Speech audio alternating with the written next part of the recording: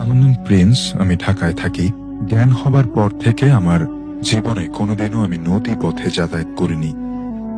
আমার দাদা বাড়ি শরীয়তপুর সদর উপজেলায়। আমি যখন খুব ছোট ছিলাম তখন কয়েকবার সেখানে গিয়েছি, কিন্তু বড় হবার পর আমি কখনো আমার দাদার বাড়ি যাইনি। হঠাৎ একদিন বিকেল বেলা খবর আসে আমার দাদা মারা গেছে। আমি তাই সবাইকেই যেতে হবে। বাবা মা আমাকেও যাওয়ার জন্য বলে, আমি না করতে পারি না। আমারও মনে হচ্ছিল শেষবারের মতো দাদাকে দেখে আসি, তাই সবাই মিলে রওনা দিলাম। আমার বন্ধু জয়ও এলো আমাদের সাথে। আমরা ঢাকা থেকে বাসে করে মাওয়া ঘাট পর্যন্ত এলাম। সেখান থেকে ফেরি নিয়ে নদী পার হয়ে শরীয়তপুর যেতে হবে। কিন্তু মাওয়া এসে দেখি সবে মাত্র ফেরি ছেড়ে চলে গেছে। ফিরে আসতে প্রায় 1-1.5 ঘন্টা সময় লাগবে, কিন্তু আমাদের তাড়াতাড়ি সেখানে পৌঁছতে হবে। তখন প্রায় সন্ধ্যা হয়ে গেছে। আমরা বাস থেকে নেমে অনেক খোঁজে একটা ট্রলার ভাড়া করি এবং ট্রলারে করে রওনা দেই।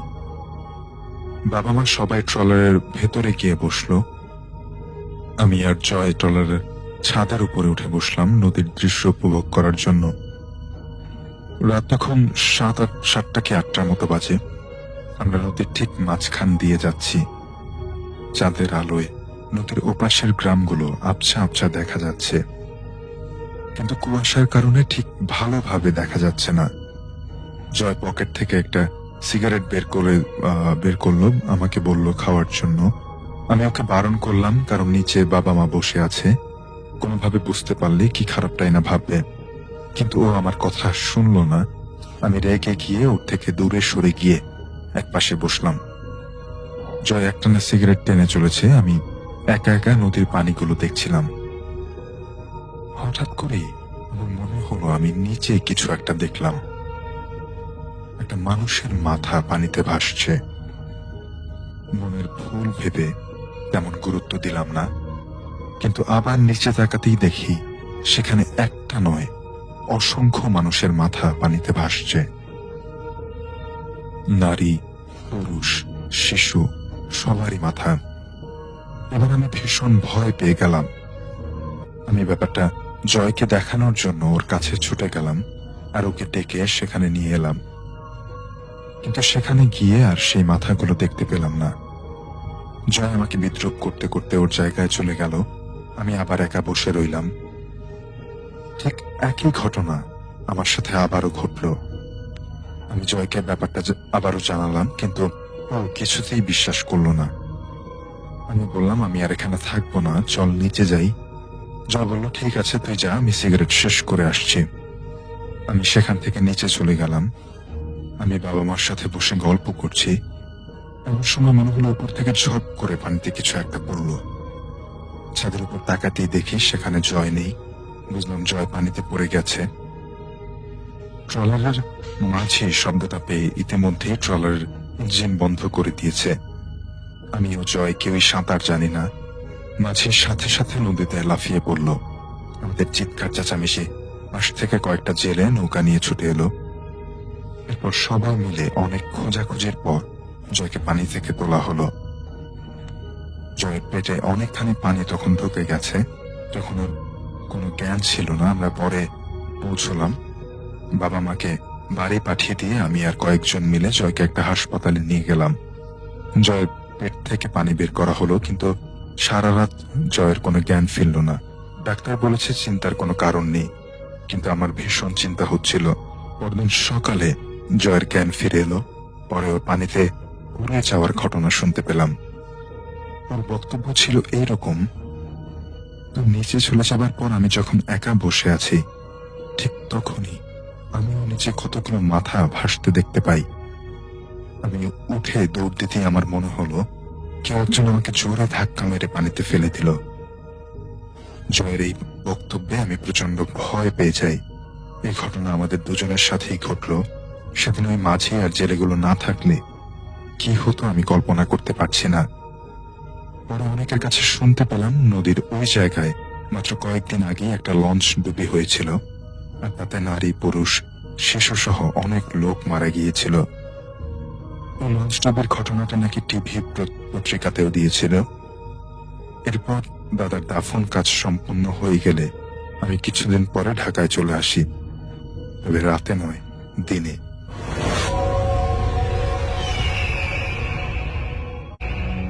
নজরুল যে সময়কার কাহিনী বলেছেন সেটা আজ থেকে প্রায় 20 বছর আগের একটি কাহিনী, এবং তখন তিনি চাকরি করতেন ঢাকার মতিঝিল এলাকায়, এবং তিনি একটি কোম্পানিতে চাকরি করতেন, প্রাইভেট কোম্পানিতে, এবং সেই কোম্পানির বস বিভিন্ন রকম ডেভেলপমেন্ট প্রজেক্ট নিয়ে কাজ করত। তো যাই হোক, তাদের এটা ছিল একটা কনস্ট্রাকশন ফার্ম, মানে ডেভেলপার ফার্ম, যেখানে বিল্ডিং তৈরি হয়।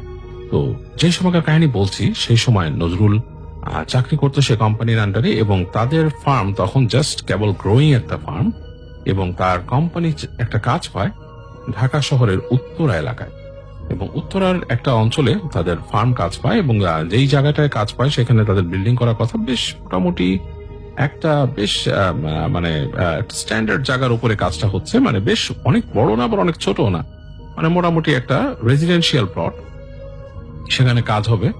এবং নজরুলের বস সেখানে নজরুলকে দায়িত্ব দেয় যে সেখানে কয়েকদিন থাকার জন্য। তো যেখানে থাকা হবে সেখানে যেই অবস্থায় নজরুল গিয়ে উঠলো, সেই অবস্থায় হচ্ছে সেখানে হচ্ছে একটা বাউন্ডারি করা, জায়গাটার চারপাশে একটা বাউন্ডারি করা, এবং একটা টিনের ঘর আছে, আর তার পাশে একটা পাকা দালান। তো পাকা দালানটা হচ্ছে লাইক একতলা বাড়ি, এবং সেটার উপরে টিনের ছাদ দেয়া, এবং বাসার পাশে কিছু গাছ লাগানো, এবং বেশ বড় একটা আম গাছ আছে, এবং তার পাশেই হচ্ছে কি কিচেন, আলাদাভাবে কিচেন করা, আর তার আরেক পাশে হচ্ছে একটা টিন শেড ঘর। এবং এই অবস্থায় হচ্ছে বাসাটার অবস্থান এখন, এবং তারা যখন কাজটা ধরবে তখন এটা ভেঙে আরো ডিফারেন্ট করা হবে, জাস্ট সেখানে বাউন্ডারি দেয়াল টানা হয়েছে। তো নজরুলের বর্ণনা মতে যে সেই বাড়ির আশেপাশে এলাকায় বেশ দূর পর্যন্ত কোনো জায়গা ছিল না, মানে কোনো সেটেলমেন্ট ছিল না, বাড়িঘর ছিল না, এবং তার পাশে বিভিন্ন কিছু এরকম ডেভেলপারের প্লট ছিল, এবং হেঁটে বেরিয়ে গেলে অনেক দূর পর্যন্ত গেলে সেখানে রাস্তা শুরু হয়, এবং তার পাশে একটা মুদি দোকান। তো এই হচ্ছে সেখানকার অবস্থা। এবং রাতের বেলা সেই এলাকায় বিদ্যুতের পোলগুলো অনেক দূরে দূরে, এবং নজরুল যেখানে থাকতো সেই এলাকায় তখন পর্যন্ত বিদ্যুতের খুব ভালো ব্যবস্থা নেই। মানে নজরুলদের যে প্লটটা ছিল সেই প্লটের সামনে থেকে বেশ অনেক দূর পর্যন্ত কোনো বৈদ্যুতিক পোল ছিল না, বাতির পোল ছিল না। তো তার মানে নজরুলকে সেই মুদি দোকান থেকে হেঁটে একটু সামনে আসলে একটা দুটো পোল পড়তো, তারপরে অন্ধকার। সে অন্ধকার থেকে হেঁটে আসতে আসতে তার যে প্লটটা সেই বাউন্ডারি পর্যন্ত কিন্তু কোনো আলো নেই। বাউন্ডারির ভেতরে ঢুকলে তার যে মূল যেই বাসাটা সেটার ভেতরে বাল্ব লাগানো ছিল, এবং সেখান থেকে সে আলো পেত। তার মানে রাতের বেলা নজরুল যদি কোনো কারণে দোকানে যেত, সে আসলে বেশ অন্ধকারের মধ্যে দিয়ে আসতে হতো, যে কারণে সে একটা ফ্ল্যাশ লাইট ক্যারি করতো। আমি এই টোটাল ডিটেইলস বলছি এই কারণে আপনাদের একটু বোঝার সুবিধার জন্য যে জায়গাটা কেমন এবং পরিবেশটা কেমন।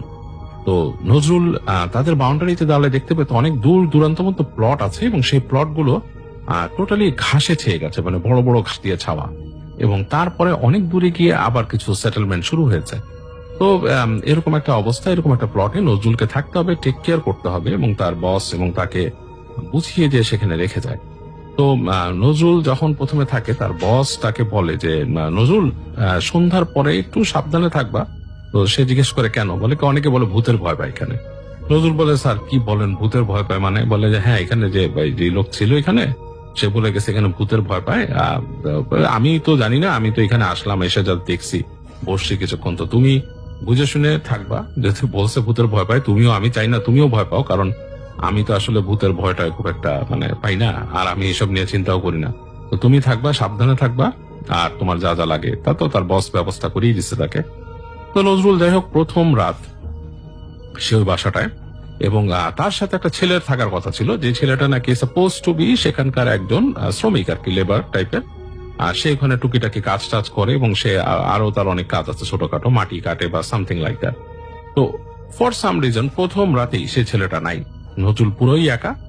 তো সে যেটা করলো, সে ওই বাসায় চলে গেছে বিকালবেলা, এবং বিকালবেলা যে সে তার মতো প্রিপারেশন, সে দেখলো যে পাকা রুমটা, তার থাকতে হবে পাকা রুমটাতে। তো তার জন্য একটা রুম আছে এই পাশে, এবং সেই রুমের মধ্যে সে একটা চৌকি পাতা আছে, এবং তার পাশে একটা বারান্দা, এবং বারান্দার ওই পাশে খোলা জায়গা, এবং গ্রিল আছে, গ্রিলের পাশে খোলা জায়গা। খোলা জায়গা দিয়ে সেই গাছটা দেখা যাচ্ছে আম গাছ, এবং তার ওই পাশে সেই ওখানকার রান্না করার কিচেন, আর অন্ধকার, এবং তারপরে বাউন্ডারি ওয়াল। আর এই পাশে সে বেরিয়ে আসলে দেখছে যে ওই পাশে যে টিনের ঘরটা দেখা যায়। যাই হোক, এরকম একটা অবস্থা। রাত সন্ধ্যা হয়ে গেছে, হালকা আলো জ্বলছে। তো নজরুল চিন্তা করে যে আমি এইখানে তো রান্না বাড়ার আজকে কোনো ব্যবস্থা নেই, আর ওই ছেলেটাও নাই, কিভাবে কি, তা আমি যাই দোকানে যাই কিছু কিনে নিয়ে আসি। যাই হোক, নজরুল বেরিয়ে যায় এবং সে বিকালের পরই বেরিয়ে যায়, সন্ধ্যা সন্ধ্যা হয়েছে তখন চলে যায় সে হেঁটে হেঁটে, এবং সেই দোকানে যেয়ে সে কিছুক্ষণ সময় কাটায়, তার মতো জিনিসপত্র কেনে, রুটি কলা হোয়াটএভার এগুলো কিনে টিনে সে ফেরত আসে। তো ফেরত এসে সে যখন সেই বাউন্ডারি ওয়াল দিয়ে ঢুকছে, তার কাছে একটু একটু অস্বস্তি লাগা শুরু করে, একটু ভয়ও লাগা শুরু করে। কারণ সে যখন আসছে সে রাস্তা দিয়ে, তার যখন বিজলি বাতির খাম্বাগুলো পার হয়ে যায়, সে দেখে যে বিজলি বাতির খাম্বা বেশ খানিকটা দূর পর্যন্ত আলো দিচ্ছে, এবং তারপরে কিন্তু বেশ অন্ধকার। এবং এটা হচ্ছে যে মানে উত্তরার এমন একটা জায়গা যেখানটা মানে মানে ওই যে ডেভেলপমেন্টটা অনেক দূর পর্যন্ত হয়েছে, যেখান থেকে মানে শেষ মাথার দিকে আর কি। তো আলো কিন্তু খুব একটা নাই, ওই জায়গাটাতে অন্ধকার। সেই তার যে ল্যাম্পপোস্টের আলোটা পড়েছে, তারপরে অন্ধকার। তো সে হেঁটে হেঁটে আসছে আসছে এবং তার হাতে সেই ফ্ল্যাশ লাইটটা, একবার ভাবে যে ফ্ল্যাশ লাইট মারবে কিনা, কিন্তু পরবর্তীতে তার কাছে মনে হলো যে অন্ধকারটা একটু বেশি ঘনীভূত, এবং দূরে যেখানে আলো দেখা যাচ্ছে, দূরে মানে ছোট ছোট আলো দেখা যাচ্ছে দূরে, সেখান থেকে তার কাছে মানে কেমন জানি একটা মনে হলো যে কোলাহলের মতো আসছে। মানে তার কাছে আসলে জিনিসটা ওই যে ছোট আলোগুলো তার কাছে বা আরো ভীতিকর মনে হলো, কাইন্ড অফ লাইক খুব অন্ধকারের মধ্যে দূরে কোনো আলো। যাই হোক, সে ফ্ল্যাশ লাইট মেরে মেরে তার গেটের কাছে চলে আসলো, এবং এসে সে সেই তার যে টিনের গেট, ওই বাউন্ডারি দেওয়ালের সাথে টিনের গেট ছিল, সেটা সরালো। সরায় যখন বাসার প্রাঙ্গণে আসলো, তার বুকের মধ্যে একটা ছ্যাট করে উঠলো। কারণ কি, ওখানে কিন্তু সে আলো জ্বালিয়ে যায় নাই, সে ভুলবশত বা যে কোনো বশত আলো জ্বালিয়ে যায়নি। তার কাছে দেখে মনে হলো যে এই আকাশের আলোতে, হালকা চাঁদের আলো ছিল, এটাতে মনে হচ্ছে সেই পাকা বাড়িটা, মানে পাকা ইট দিয়ে করা, প্লাস্টার নাই, সেই ঘরটা এবং তার পাশে যে টিনের ঘরটা, মধ্যবর্তী স্থানটা কেমন যেন মুখ বদদান করে আছে। কেমন জানি তার কাছে একটা গা শিরশিরে একটা মানে ভাব লাগলো। যাই হোক, নজরুল চিন্তা করলো যে আমাকে এটার সাথে ইউজ টু হতে হবে। আর বিশেষ করে তার এই গা শিরশির করে ওঠার একটা প্রধান কারণ হচ্ছে এই যে তার বস বলে গেছে তাকে যে ভূতের ভয় আছে, এটা তার মধ্যে একটু কাজ করছে। তো সে চিন্তা করে যে আমাকে সেটা ইউজ টু হতে হবে, কারণ আমাকে থাকতে হবে। এবং সে তাকায় দেখে যে সামনে যে দূরে দেখা যাচ্ছে কিচেন, এবং তার পাশেই বাথরুম এন্ড মানে তারা যে পানি ইউজ করবে সেই জায়গাটা আর কি। তো বা গোসলখানা আর কি যেটাকে বলে, তো মানে ওই অনুযায়ী গোসলখানা, ওইটা আসলে পুরোপুরি কোনো মেড গোসলখানা না, হালকা একটা মানে পাকা ছোট একটা জায়গা করা, এবং তার পাশে একটা ছোট বা দেয়ালের মতো দেয়া আছে আর কি, বানানো আছে টিন দিয়ে। তো যাই হোক, তো এই জায়গাটা সে যখন দেখতেছে, সে ভাবতেছে যে আমাকে তো এটার সাথে ইউজ টু হতে হবে। তো নজরুল আস্তে আস্তে হেঁটে যায়, যে সে যে পাকা ঘরটা তালা মেরে গেছিল সেটা খুলে সে ভিতরে ঢুকে।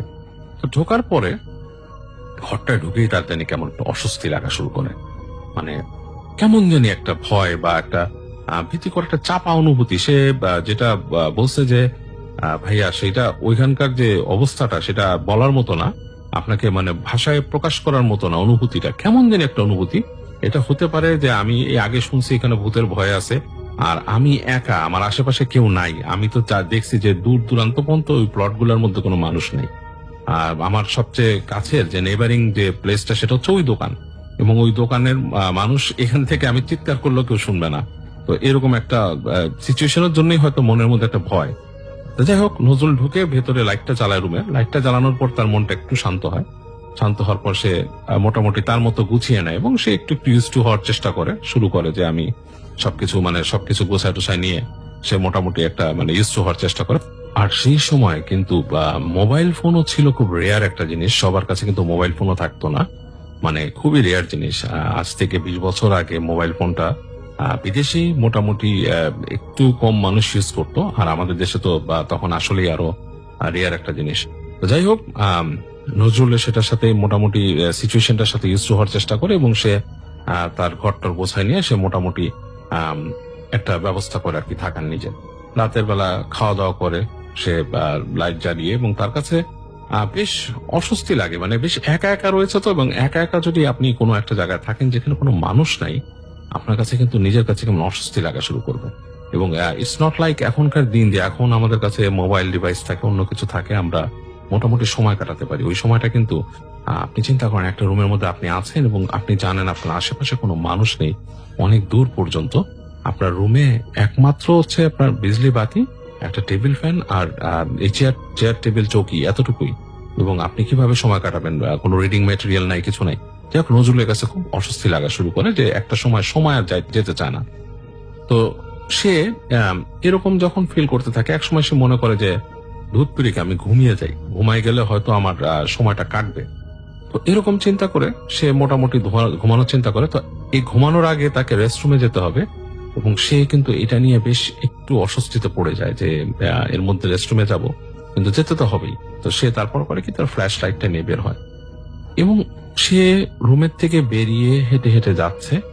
সে তার যে পাকা রুমটা পার হয়ে গেছে, আরো কাছিয়ে গেছে। যখন বাথরুমের কাছে আসছে, তার কাছে মনে হচ্ছে বাথরুমের মধ্যে, মানে সেই যে টিনে ঘেরা যেই গোসলখানা জায়গাটা, সেই জায়গাটা মনে হচ্ছে পানি ফেলছে, কেউ হাত পা ধুচ্ছে, এরকম কোন একটা ব্যাপার। তো সে একটু অবাক হয়, পানি ফেলে হাত পা কে ধোবে এই জায়গাটাতে? মানে এটা কেমন একটা ব্যাপার, পানি ফেলা। এবং ওইখানে ছিল হচ্ছে টিউবওয়েল, মানে ওইটা না, মানে আপনার ওই তখন কলের পানি ওখানে ছিল না, ওখানে পাম্প বসাইতে হতো। তো টিউবওয়েল দিয়ে পানি পড়তেছে, ইটস লাইক সামথিং। এবং টিউবওয়েল চাপার শব্দ পাচ্ছে না, বাট পানি পড়ার শব্দ পাচ্ছে। তো নজরুল এই শব্দটা শুনে সে মনে করলো এখানে কি কেউ আছে বা কে। তো সে একবার চিন্তা করলো, সে গলা খাকারি দেয়, কিন্তু তারপরেই তার সেই ভূতের ভয়ের কথা মনে পড়লো। এটা মনে পড়াতে সে চুপ করে গেল, আর কিছু বললো না। কিছুক্ষণ দাঁড়িয়ে থাকলো, পানি পড়ার শব্দ পেলো, পানি পড়ার শব্দ পেলো। তো এক সময় দেখলো পানি পড়ার শব্দ আর নেই, কেউ যদি পানি ইউজ করে চলে যায় সেরকম। তো যাই হোক, সে আবার এগিয়ে গেল, এগিয়ে গিয়ে সেখানে তার হাতের ফ্ল্যাশ লাইট মারলো, দেখলো কেউ নেই, টিনে ঘোরা জায়গাটা। এবং যেখানে নাকি পানি পড়ার কথা, সেই জায়গাটা পুরো শুষ্ক, টিউবওয়েলের নিচে কোনো পানি পড়ার কিছু নেই। নজরুলের কিন্তু ভয় লেগে গেল, একটু বুকে ছেদ করে উঠলো। সে চিন্তা করলো, আমি পানির শব্দ কই পেলাম? এখান তো এমন না যে পাশে আর একটা বাড়ি আছে বা কোথাও আছে যেখানে পানি হচ্ছে। যাই হোক, সে মোটামুটি বেশ ভয় পেয়ে গেল এবং সে মানে অনেক টেনশনে পড়ে গেল। এবং সে তার কাজ সারলো, সেখানে সে রেস্টরুমে গেল এবং ভয়ে ভয়ে কাজ সারলো করে সে তার রুমে ফেরত আসলো। এসে এখন ঘুমানোর পালা, সব লক করে দিয়েছে, দরজা লক করে সে ঘুমাবে আর কি চিন্তা করলো। তো যখন সে তার চোখের কাছে গেছে, শোবে আর কি, বিছানা টিছানা ঠিক করছে, বাতি নিভিয়ে দিয়েছে। তো এই সময় তার কাছে মনে হলো যে তার বারান্দা, যে সামনে যে বারান্দাটা, রুমের সাথে লাগোয়া একটা বারান্দা আছে, সে বারান্দাতে কোন একটা শব্দ পেল। সে যখন শব্দ পেয়েছে, একটু খটখাট একটা কেমন শব্দ। তো সে উঠে দাঁড়ায় তাকায়, দেখে যে জানালার, ওটা কিন্তু গ্লাসের জানালা, মানে হাই অ্যালুমিনিয়াম দেওয়া গ্লাসের জানালা।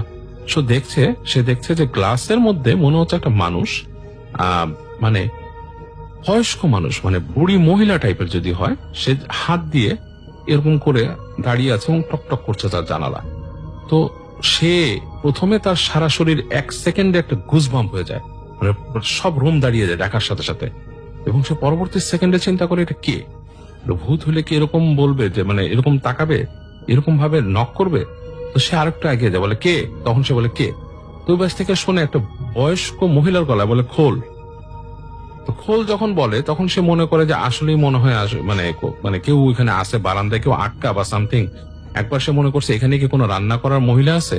মানে কয়েক সেকেন্ডের জন্য তার মাথার মধ্যে ন্যাচারাল, মানে রেশনাল কিছু চিন্তা ভাবনা আসে। তো সে হেঁটে যায়, বাতিটা না জ্বালিয়েই সে করে কি, জানালার ওই যে দরজাটা আছে ওইটা ছিটকে এটা নামিয়ে খুলে ফেলে, খুলে বারান্দাটা খুলে তাকায়, বলে কে আপনি? এবং এটা বলার সাথে সাথে সে পুরো জমে যায়, মনে হয় যে তার শরীরে লাইক মানে ঠান্ডা কোনো বাতাসের ছুরি চালালো। কারণ কি, বারান্দার মধ্যে কোনো মানুষ নেই, পুরো বারান্দা ফাঁকা এবং হালকা হাওয়া আসছে, বাইরের বাতাস হালকা আসছে, কোনো মানুষ নেই। একটু আগে কিন্তু সে স্পষ্ট দেখেছে জানালার এই পাশ থেকে কাছে নক করেছে এবং বলছে খোল। এবং এই অবয়বটা ছিল একটা বুড়ো মানুষের, বুড়ো মহিলার। সে দেখলো কেউ নাই। তো সে মানে এক সেকেন্ডের মধ্যে এমন একটা শক খেয়েছে, নজরুল আর চিন্তা করতে পারে না কিছু। সে ধপ করে ভিতরে ঢুকে আবার টাস করে লাগিয়ে দেয় বারান্দা দরজাটা, লাগাই দিয়ে সে দৌড় দিয়ে তার চৌকিতে এসে পড়ে। বসে সে দেয়ালের সাথে পিঠ লাগায় চুপচাপ বসে থাকে, গায়ের চাদর টাদর টেনে। এবং সে আল্লাহ আল্লাহ করতে থাকে, মনে মনে আল্লাহ আল্লাহ করতে থাকে এবং চিন্তা করে যে সে কিছু মানে সে দেখে কিনা, কেউ ঢুকে গেছে নাকি ঘরের ভিতরে, কাউকে দেখে নাকি। এরকম চিন্তা করতেছে, সে চাদরটা নাকি মুখের মধ্যে নিয়ে কামড়াইতেছিল সে, এবং সে চুপচাপ ভয়ে তার সারা শরীর শক্ত হয়ে গেছিল ঠান্ডায়। এবং সে অনেকক্ষণ এরকম বসে থাকে, অনেকক্ষণ বসে থাকে, কিচ্ছু দেখতে পায় না। দেখে যে অন্ধকারের রুমটা নর্মাল, কিচ্ছু দেখা যাচ্ছে না। এবং সে মানে আর কি জমে যে এক সময় তার মাথায় আর কোনো সেন্স নাই, সে মনে হয় ওইভাবেই ঘুমায় যায়। তো কতক্ষণ ঘুমাচ্ছে বলতে পারবে না। হঠাৎ করে সে শব্দ, খুটখাট খুটখাট দরজার মধ্যে, তার দরজার ওই পারে তার কাছে মনে হচ্ছে যে কেউ একজন আসছে, মানে মানুষজন কথা বলতেছে সামনে, বাসার সামনে। তো সে না উঠে যায়, মানে তার একটা তন্দ্রা লেগে ঘুম এসে গেছিল, তার ঘুমাই গেছিল সে ভয় পেতে পেতে। তো উঠে যে সেই যখন শব্দগুলো পেতে থাকে, এখন আর বারান্দা দিয়ে যে তাকানোর সাহসটা সে পায় না, দরজা দিয়ে যে তাকাবে সেই সাহসটাও সে পায় না। তো অনেকক্ষণ পরে সে চিন্তা করে যে আমি কি করব। তো সে করে কি, মাটিতে শুয়ে পড়ে, ফ্লোরে শুয়ে দরজার ফাঁক দিয়ে নিচে তাকায়। নিচে যখন তাকায়, তার কাছে মনে হচ্ছে যে কেউ একদিন চলাফেরা করতেছে, মানুষজন এখানে, মানে মানে ওই যে উঠানটার মধ্যে মানুষজন চলাফেরা করতেছে, কথা বলতেছে। তো নজরুল একবার চিন্তা করে, আরে আমাকে তো রাখছে এখানে, দায়িত্বে রাখছে। তবে একবার চিন্তা করে যে আমাকে দায়িত্বে রাখলে এখানে এমন কোনো জিনিসপত্র নাই এখন নেয়ার মতো। তো সে অনেক কিছু চিন্তা করে, কিন্তু পরে চিন্তা করে যে আমি এটা মানে করবো নাকি, এরকম চিন্তা করতে করতে সে চুপচাপ এসে আবার চৌকিতে বসে পড়ে। মনে করে এখানে চোরও ঢুকতে পারে বা রেশনাল মানে মানুষজনও থাকতে পারে, চিন্তা করে সে চৌকিতে চুপচাপ বসে থাকে। অনেক এরকম শব্দ শুনে, শব্দ শোনার পর একসময় সে আবার ঘুমায় যায়।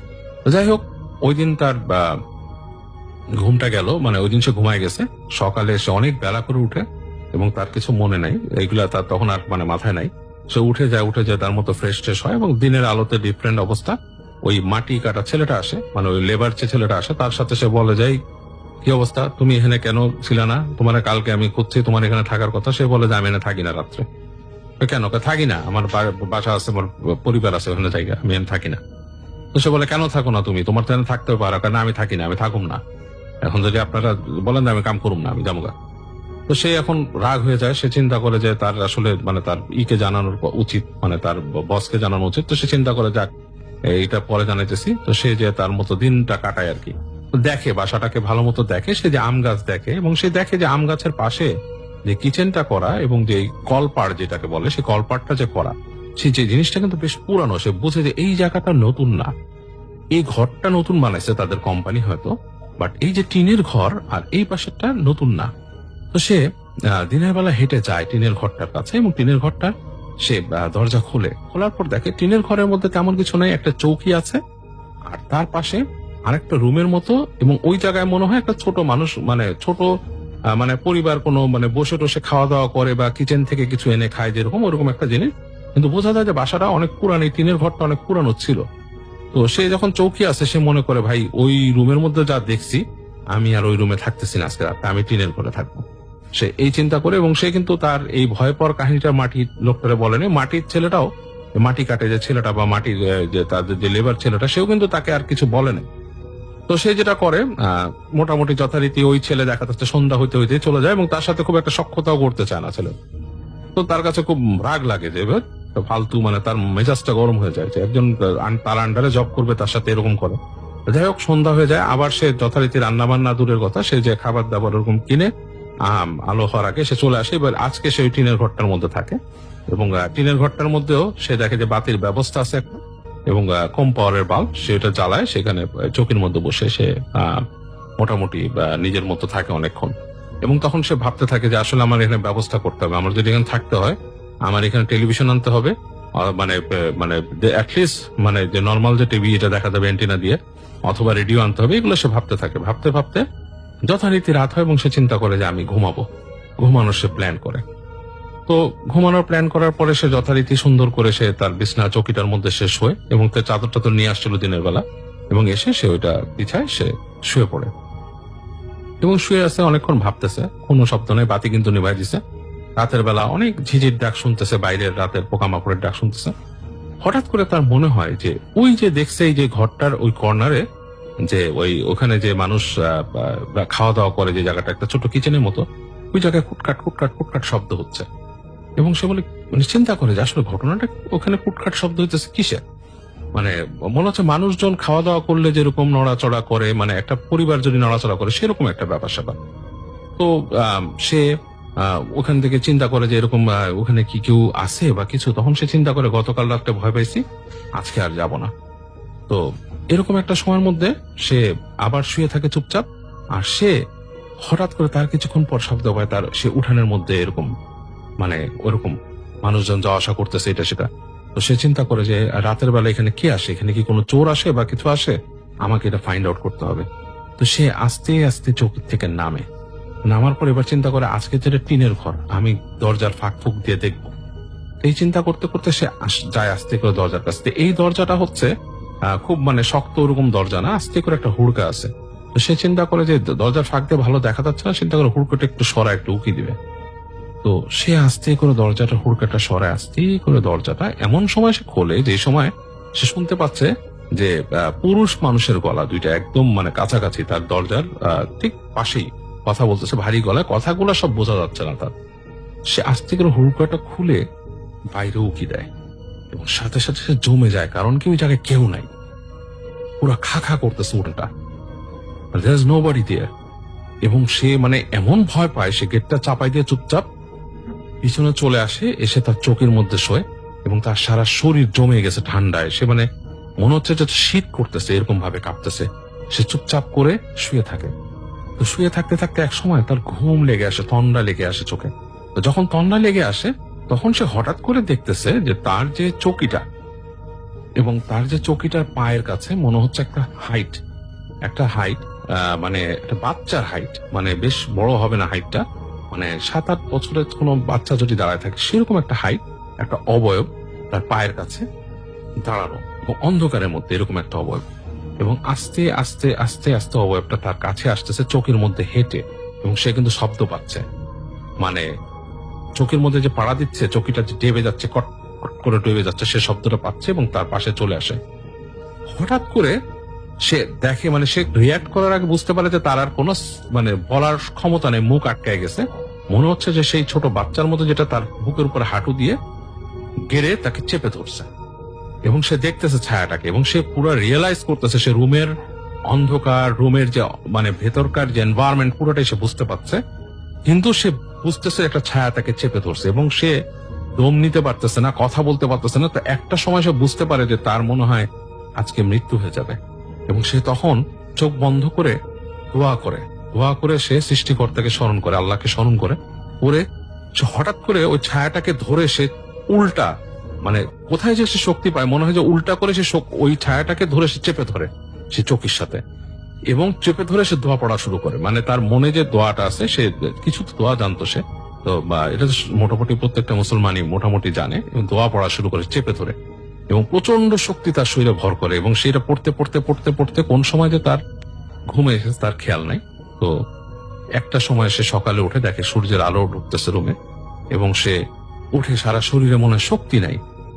সে পুরো স্মৃতিটা মনে করে যে কালকে রাতে কি হলো, এবং সেটাও মনে করতে পারে যে সে সেই যে ছায়াটা যাকে চেপে ধরছিল তাকে সে উল্টা চেপে ধরছিল কাঠের সাথে দোয়া পড়তে পড়তে। এবং নজরুল উঠে বসে, উঠে সে দ্রুত বের হয়, সে ডিসাইড করে সেখানে থাকবে না, সে দ্রুত ওখান থেকে বের হয়ে হেঁটে চলে আসে, এসে সে বাস স্ট্যান্ডে চলে আসে, এসে সে শহরে ব্যাক করে, এসে সে তার বসের সাথে দেখা করে এবং বসকে বলে মতিঝিল এলাকা একদম মানে, কিন্তু এই যে সে আসছে এই মধ্যে দিয়ে তার পুরো সময়টা ভয়ে কাটছে, সে ভয় পাচ্ছে। সে অফিসে এসে তার বসকে বলে যে স্যার আমি ওখানে থাকতে পারবো না। তো স্যার তার দিকে তাকায় কিছুক্ষণ, বলে কি হয়েছে, তখন বলে যে স্যার আমি ভয় পাইছি, ওখানে আসলেই খারাপ জিনিস আছে। তো তার স্যার শুনে বলে আচ্ছা ঠিক আছে তোমার থাকা লাগবে না। তো সে অফিসে থাকতো এমনি, বলে ঠিক আছে তুমি থাকো। তো নজরুল যে অফিসে থাকলো ওই দিন, নজরুল কিন্তু অফিসে কাজে মন দিতে পারেনি। যেটা হয় সন্ধ্যার পর অফিস ছেড়ে সবাই চলে যেতে থাকে এবং 7টা-8টার দিকে অফিসে কেউ নাই, পুরো অফিস ফাঁকা হয়ে যায়। নজরুল কোনো কারণে ভয় পাওয়া শুরু করে অফিসের মধ্যেই, এবং সে বুঝতে পারছে না সে কোথায় যাবে, কি করবে। নজরুলের মানে মনটা এমন ভয় পাওয়া শুরু করে। তো নজরুল তার যে থাকার রুমটা ছিল একটা কর্নারে, একটা ছোট রুম ছিল থাকার জন্য অফিসে, সেখানে চিরপরিচিত রুম তার, সেখানে সে বসে আছে।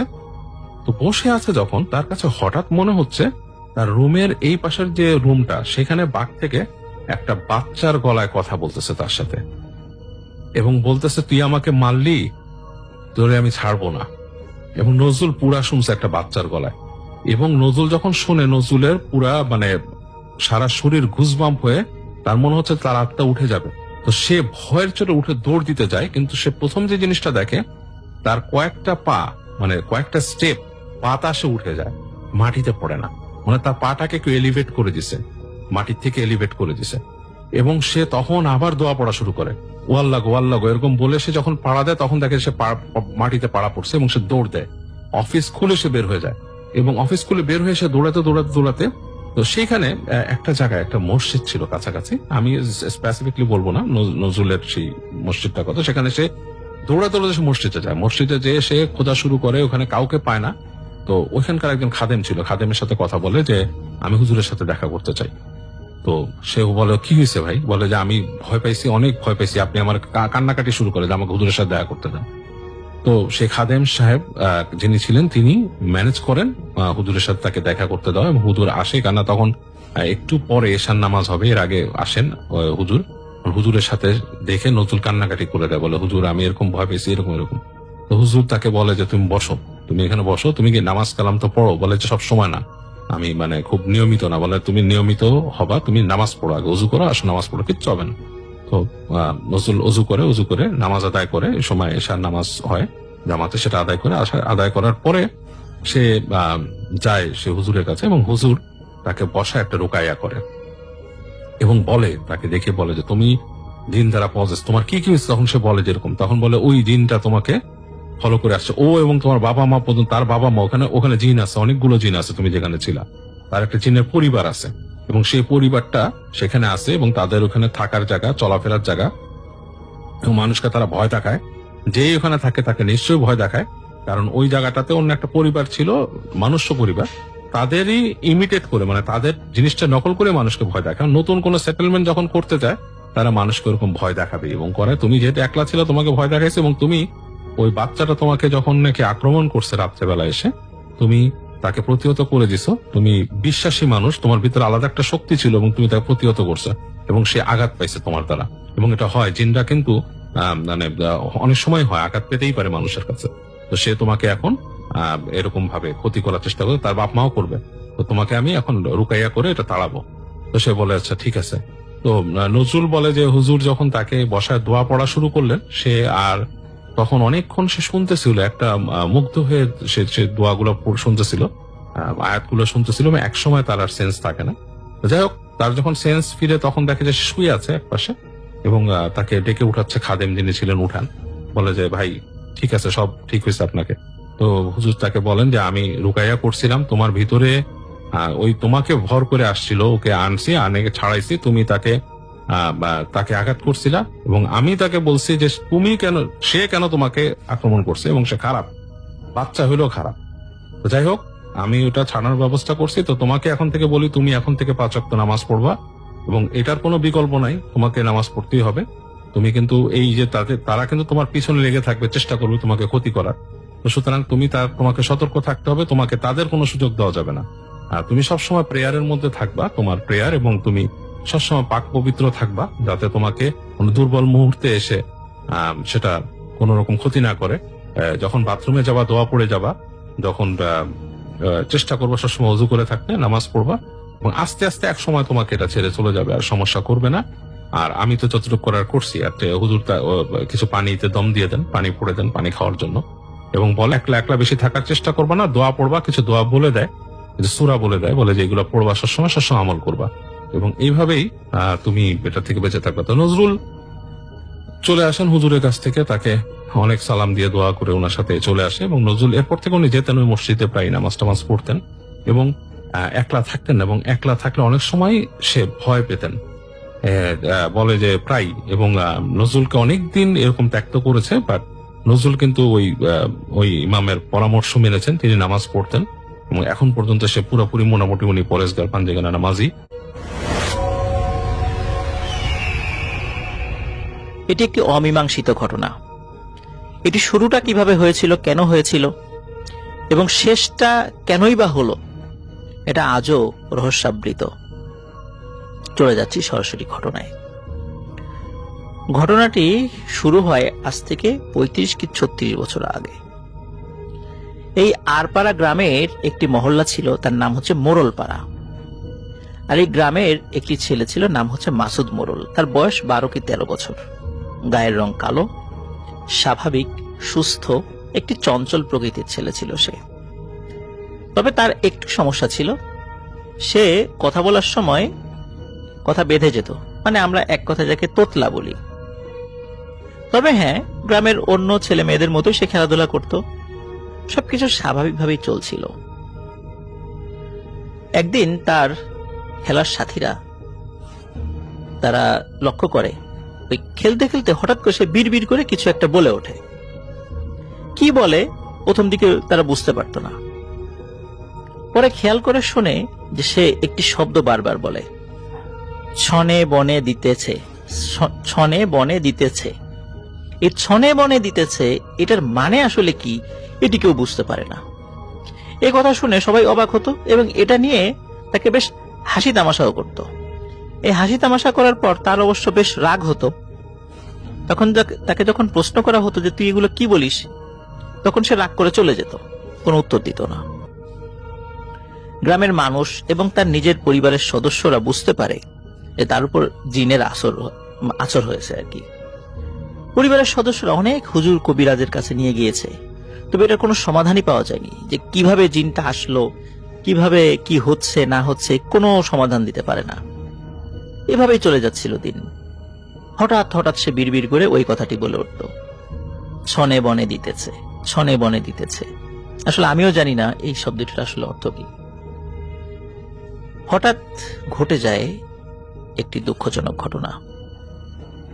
এই মাসুদ যে 5ম শ্রেণীর ছাত্র ছিল, তার সাথে আবার লেখাপড়া করত তার নিজের চাচাতো বোন, তার নাম ছিল ঝর্ণা। একই সাথে লেখাপড়া করত, একই শ্রেণীতে। ঝর্ণা এবং মাসুদ একই সাথে স্কুলে যেত। সাধারণত ঝর্ণা স্কুলে যাওয়ার সময় মাসুদকে ডেকে নিয়ে যেত। সেদিনও একই রকম ভাবে ঝর্ণা মাসুদকে ডাকতে আসে যে তারা একসাথে স্কুলে যাবে। ঝর্ণা এসে বলে, এই মাসুদ স্কুলে যাবি না? তার জবাবে মাসুদ বলে, আপু তুই দাঁড়া, আমি এক দৌড়ে পুকুর থেকে গোসলটা সেরে আসি। তো ঝর্ণা বলে যে তাড়াতাড়ি আসিস, কিন্তু দেরি হয়ে যাচ্ছে। তখন মাসুদ বলে, এই যাবো আর আসবো। এই বলে মাসুদ গোসলের উদ্দেশ্য নিয়ে পুকুরের দিকে চলে যায়। পুকুরটি ছিল বাড়ির দক্ষিণ দিকে। এদিকে ঝর্ণা বসেই আছে। 5 মিনিট, 10 মিনিট, 20 মিনিট, আধা ঘন্টা হয়ে যাচ্ছে, মাসুদ আর আসে না। এত দেরি দেখে ঝর্ণা তার কাকিকে বলে যে কাকি, মাসুদ তো অনেক দেরি করছে, স্কুলের তো দেরি হয়ে যাচ্ছে, আমি কি চলে যাব? এই কথা শুনে মাসুদের আম্মু বলে ওঠে, বলিস কি, ও এখনো আসে নাই? চল তো গিয়ে দেখি। তখন মাসুদের আম্মু তার আরো যে 2 ছেলে রয়েছে, একজনের নাম হচ্ছে লিয়াকত আর একজনের নাম হলো আব্দুর রহমান, তাদেরকেও ডাকেন। ওরাও চলে আসে। তো মাসুদের আম্মু, ঝর্ণা, লিয়াকত এবং আব্দুর রহমান এই 4 জন মিলে পুকুরের পাড়ে যায়। পুকুরের পাড়ে গিয়ে তারা দেখে যে যেখানে ঘাট থেকে একটু দূরে পানি বুদবুদ করছে, মানে নিচ থেকে বুদবুদ ভেসে আসছে। ওই দেখেই 2 ভাই লাফিয়ে পড়ে পুকুরের পানিতে। ঠিক ওই জায়গাটাতে খুঁজতে থাকে যেখানে পানির বুদবুদ ভেসে উঠছিল। তখন মাসুদের ভাই, যিনি আব্দুর রহমান, তার হাতে কিছু একটা বাঁধে এবং সে বুঝতে পারে এটা মাসুদের দেহ। সে অনুভব করে যে মাসুদের মাথাটা কাদামাটির মধ্যে পুঁতে রাখা এবং পা উপরের দিকে, কিন্তু পানির মধ্যেই আর কি। তাকে দ্রুত পানি থেকে উপরে উঠানো হয়। দেখা যায় যে তার নাক, মুখ, কান এর মধ্যে কাদা ঢুকে গেছে এবং তার যে ঘাড়, এই ঘাড়টা মনে হচ্ছে ভাঙা, কেউ দুমড়ে মুচড়ে ভেঙে ফেলেছে। এভাবে তার অস্বাভাবিক মৃত্যু হয়। সবাই মনে করে এটা তার সাথে থাকা জিনের কাজ। এভাবেই অদ্ভুতভাবে এবং রহস্যজনকভাবে মাসুদের মৃত্যু হয়। কোন জিন তাকে হত্যা করেছে, কেনই বা মাসুদকে হত্যা করেছে, কি আক্রোশ ছিল মাসুদের উপর, এটা একটি ছোট শিশুর উপর, কেনই বা তার উপর আসর করেছিল, যে শব্দগুলো বলতো সেগুলোর অর্থই বা কি, কেউ বুঝতে পারেনি। এটি ছিল ঘটনা। এই ঘটনাটি 5 জানুয়ারি 2018 সালের ঘটে যাওয়া ঘটনা, খুব বেশি দিন আগের নয়। ঘটনাটি যেদিন ঘটে সেদিন এই রাফতিউল ইসলাম ভাইয়া উনি ওনার বন্ধু বান্ধব সহ একটি সাংগঠনিক প্রোগ্রামে ছিলেন। রাত প্রায় 8টার দিকে ওনার ফোনে ওনার আম্মু ফোন করেন এবং বলেন শ্রাবণ চাচ্চুকে নাকি খুঁজে পাওয়া যাচ্ছে না। শ্রাবণ চাচ্চুর বাড়ি কিন্তু ওনাদের বাড়ির একদম পাশেই। চাচ্চু নাকি সকালে ঘর থেকে বের হয়েছেন এবং সন্ধ্যায় খবর এসেছে তিনি নাকি গোমতী নদীতে পড়ে গেছেন। এখানে একটি বিষয় বলে রাখা ভালো, তিনি যেটি আমাকে বলেছেন যে এই শ্রাবণ চাচ্চু উনি প্রায় সময় নেশাগ্রস্ত থাকতেন এবং মাতাল অবস্থায় রাস্তায় পড়ে থাকতেন বিভিন্ন জায়গাতে বিভিন্ন সময়ে। খবর পাওয়ার সাথে সাথে রাফতিউল ইসলাম ভাইয়া উনি বাসায় গেলেন এবং শুনলেন যে নদীর এক মাঝি বলেছে চাচ্চু নাকি সারাদিন নদীর পাড়ে একটি গাছের উপর বসেছিল এবং তার শরীরে তেমন কোনো কাপড় চোপড় ছিল না। একটা সময় তাকে নদীতেও দেখা গেছে, এরপর তাকে আর কোথাও দেখা যায়নি। সবাই আশেপাশে খুঁজেছে কিন্তু কোথাও পায়নি। ওনারা সবাই ভাবলেন যে এমন অনেক সময় গেছে যে উনি নেশা করে রাস্তায় পড়েছিলেন, পরদিন আবার সুস্থ হয়ে বাসায় পড়ে এসেছেন বা কেউ তাকে বাসায় দিয়ে গেছে। এটা কিন্তু একটা সাধারণ ব্যাপার হয়ে গিয়েছিল ওই পরিবার এবং তাদের আত্মীয় স্বজনের কাছে। এই বিষয়টি শুরুর দিকে স্বাভাবিকভাবেই সবাই নিয়েছিলেন, কিন্তু এই শ্রাবণ চাচ্চুর মা কোনোভাবেই বিষয়টিকে নর্মাল হিসেবে নিতে পারছেন না। কারণ আসলে মায়ের মন তো, মা কিন্তু সন্তানের যদি কোনো বিপদ আপদ হয়, আল্লাহর হয়তো একটা কুদরত অবশ্যই আছে যে মা কিন্তু বুঝতে পারেন, আল্লাহ সেই ক্ষমতা তাদেরকে হয়তো বা দিয়েছেন। তো ওনার মায়ের মন খুব খারাপ, খুব উচাটন অবস্থা, খুব অস্থির অবস্থা। কি হয়েছে তার ছেলের, আগে তো কখনো এরকমটা তার মনে হয়নি। তো যেহেতু তিনি বিষয়টিকে নর্মাল ভাবে নিতে পারছিলেন না, তাই শ্রাবণ চাচ্চুর মায়ের জোরাজুরিতেই শেষ পর্যন্ত রাত 11টার পরে এই গোমতী নদীতে লোক নামানো হয়, ঠিক যেখানে তাকে দেখা গিয়েছিল। প্রায় 10 থেকে 12 জন লোক নদীতে নেমে অনেক খোঁজাখুঁজি করে, কিন্তু কোথাও শ্রাবণ চাচ্চুর হদিস পাওয়া যায় না। ঘন্টা 3-4 এরকম খোঁজাখুঁজি করার পর সবাই হতাশ হয়ে ফিরে আসে। সবাই কিন্তু torch light, charge light, hurricane এবং নদীর যে শুধু পানির নিচে ডুব দিয়ে খুঁজেছে তা কিন্তু নয়, নদীর আশেপাশেও কোনো তীরে কোথাও পাওয়া যায় কিনা এদিকেও কিন্তু খুঁজেছে, কিন্তু কোথাও খুঁজে পাওয়া যায়নি। তাই সবাই হতাশ হয়ে বাড়িতে ফিরে আসেন। বাসায় এসে যথারীতি এই রাফতিউল ইসলাম ভাইয়া ঘুমিয়ে পড়েন। সকালবেলা ওনার ঘুম ভাঙে ওনার আম্মুর চেঁচামেচিতে। ঘুম থেকে উঠে জিজ্ঞেস করেন কি হয়েছে, তখন ওনার আম্মু বলেন শ্রাবণ চাচ্চুর লাশ নাকি নদীতে পাওয়া গেছে। শুনেই ধর্মর করে উনি উঠে বসেন এবং বেরিয়ে যান বাড়ি থেকে। শ্রাবণ চাচ্চুর বাড়ি যেহেতু ওনাদের বাড়ির ঠিক কাছেই ছিল, তখনও শুনলেন যে লাশ এখনো আনা হয়নি, কিন্তু লাশ নিয়ে আসা হচ্ছে। অল্প সময়ের মধ্যে লাশ বাড়িতে আনা হলো। তিনি শুনতে পেলেন এক জেলে নাকি মাছ ধরতে গিয়ে পানির নিচে মাটিতে হাত লেগে লাশটি শনাক্ত করতে পেরেছেন যে একটি মানুষের লাশ রয়েছে। এবং লাশ বাড়িতে আনার পর বাড়িতে একটা ছোটখাটো জটলা লেগে গেছে তার লাশ দেখার জন্য। দেখা গেল যে লোকটি লাশ খুঁজে পেয়েছে সে ভয়ানক একটি ঘটনা বর্ণনা করছে।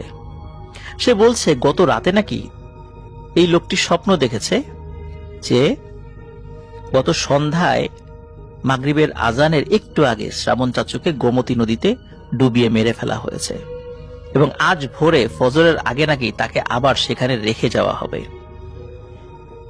সেই জেলেটিকেই নাকি লাশ তুলতে হবে এবং 3টি ডুব দিয়েই লাশ তুলতে হবে, এর বেশি আর একটা ডুব দিলে নাকি তাকেও মেরে ফেলা হবে, অন্য কেউ ডুব দিলে এই লাশ পাওয়া যাবে না। কেন ওই জেলেটিকেই স্বপ্ন দেখানো হয়েছিল এটি কিন্তু আজও রহস্য। যাই হোক, সকালে জেলে নদীতে যায় এবং যেই জায়গায় লাশটি পাওয়া যায় তার 4 কোণায় 4 জন লোককে দাঁড় করিয়ে সে প্রথমে ডুব দেয় এবং চাচ্চুর পায়ে দড়ি বেঁধে উপরে তোলে। সবচেয়ে অবাক করা ব্যাপার হলো, তিনি যদি পানিতে পড়েই মারা যেতেন তাহলে ওনার লাশটা নিশ্চয়ই অন্য কোথাও ভেসে চলে যেত, কারণ শীতকাল হলেও গোমতী নদীতে প্রচুর স্রোত প্রবাহিত হয়।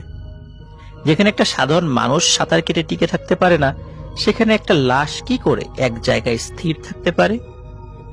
এই প্রশ্নটি সবার মধ্যে ঘোরাফেরা করে, সবার মুখে মুখে চলতে থাকে, কিভাবে এটা সম্ভব হতে পারে। আর চাচু অনেক রোগা ছিল, আর লাশ আনার পর মনে হচ্ছিল তিনি আরো শুকিয়ে গেছেন। ওনার পেটে এক ফোঁটা পানি ঢোকেনি। ওনার চোখ ও মুখ ছিল খোলা। ওনার পিঠ ও ঘাড়ের মধ্যে ছিল কয়েকটা লাল দাগ, আর ওনার বাঁ হাতে ছিল কিছু লাল দাগ। এছাড়াও মুখ, নাক, কান, চোখের মধ্যে কচকচে বালি দিয়ে ঠাসা ছিল। যাই হোক, পরিবারে শোকের ছায়া নেমে আসে। যথারীতি নিয়ম মেনে শ্রাবণ চাচুকে বাদ জোহর দাফন করা হয়। কিন্তু ওনাকে দাফন করার পর সেদিন রাতে থলের বিড়াল বেরিয়ে আসে যে আসল ঘটনাটি কি ছিল। তখন পর্যন্ত কেউ জানতে পারেনি যে তার মৃত্যুর ঠিক কারণটা আসলে কি। শ্রাবণ চাচুকে দাফন করে আসার পর সেদিন রাতে উনারই এক বন্ধু, তার নাম হচ্ছে রবিন চাচু, যিনি শ্রাবণ চাচুর খুব ঘনিষ্ঠ বন্ধু ছিলেন, তিনি আসল ঘটনাটা খুলে বলেন। রবিন চাচু বলেন, যেদিন শ্রাবণ চাচু মারা গেছেন এর ঠিক 2 দিন আগে একটি ভয়ানক ঘটনা ঘটেছিল। শ্রাবণ চাচু খুব মাছ ধরতে ভালোবাসেন। তিনি 2 দিন আগে গভীর রাতে প্রায় 1:30 কি 2টোর দিকে এমন সময় বড়শি দিয়ে গোমতী নদীতে যান মাছ ধরতে। তিনি বেশ ভালোই মাছ পাচ্ছিলেন এবং ঝুড়িতে রাখছিলেন। যে মাছগুলো তিনি ধরছিলেন, ওনার পাশে একটা ঝুড়ি ছিল, সেখানে তিনি রাখছিলেন। হঠাৎ শ্রাবণ চাচু খেয়াল করেন যে ওনার ঝুড়িতে রাখা মাছগুলোকে কে যেন আধা খুবলে খেয়ে রেখে যাচ্ছে। যে মাছটি ধরেন কিছু সময় পরে সেটা আধা খুবলে খেয়ে ওইভাবে রেখে যায়। সব কটা মাছেরই একই অবস্থা। তিনি বুঝতে পারছিলেন না আসলে ব্যাপারটা কি। আশেপাশে কোনো কুকুর বেড়াল নেই, কিচ্ছু নেই, সাপ বেজি নেই, কে করছে এটা? মানুষও নেই। উনার ঝুড়িতে রাখা যে মাছগুলো ছিল সেগুলোর সাথে এই ধরনের ঘটনা ঘটার পর উনি একটু খুব সতর্ক হয়ে যান যে এরপরে যেই আসুক তাকে ধরবে, কিন্তু তিনি কাউকে দেখতে পান না। তিনি মাছ ধরার কাজে আবারও ব্যস্ত হয়ে পড়েন। কিন্তু হঠাৎ করে পেছন থেকে খুটখুট খুটখুট একটা শব্দ ভেসে আসে। উনি পেছন দিকে তাকিয়ে দেখেন যে ওনার পেছনে একটি তেঁতুল গাছ রয়েছে, এবং সেখানে তিনি দেখতে পান ওই তেঁতুল গাছের উপরে একটি মোটা ডালে কে যেন পা ঝুলিয়ে বসে আছে। তিনি আরো ভালো করে খেয়াল করেন সাদা কাপড় পরা একজন মহিলা বসে আছে, কিন্তু তার চেহারাটা স্পষ্ট না। সেই সাদা কাপড় পরা অবয়বটি শ্রাবণ চাচুকে বলছেন, যা মাছ ধরেছিস আমাকে দিয়ে তোর মতো করে তুই চলে যা, তোর কোনো ক্ষতি করব না। শ্রাবণ চাচু সে কথা তো শুনলেনই না, উল্টো তিনি সেই অবয়বটিকে গালাগালি করে বসেন, এবং শুধু গালাগালি করে তিনি ক্ষান্ত হন না, রেগে গিয়ে ছোট একটা ইট নিয়ে ওই অবয়বটির দিকে ছুঁড়ে মারেন, যা সরাসরি ওই অবয়বটির গায়ে গিয়ে লেগেছিল, এবং ওই অবয়বটি একটু শব্দ করে উঠেছিল, সে ব্যথা পেয়েছে বলে এরকমটা মনে হয়েছে। এই ঘটনা ঘটার পর ওই অবয়বটি শ্রাবণ চাচুকে বলে যে তোকে আজ কিছু বললাম না, কিন্তু তোকে আমি শেষ করে দেবই, এবং তোর মর্মান্তিক মৃত্যু দেব আমি, অপেক্ষায় থাক। এই ঘটনাটি সকালবেলা শ্রাবণ চাচু পরদিন রবিন চাচুকে বলেছিলেন, কিন্তু এই ঘটনাটি ওনারা আসলে দুজনেই কোনো পাত্তা দেননি।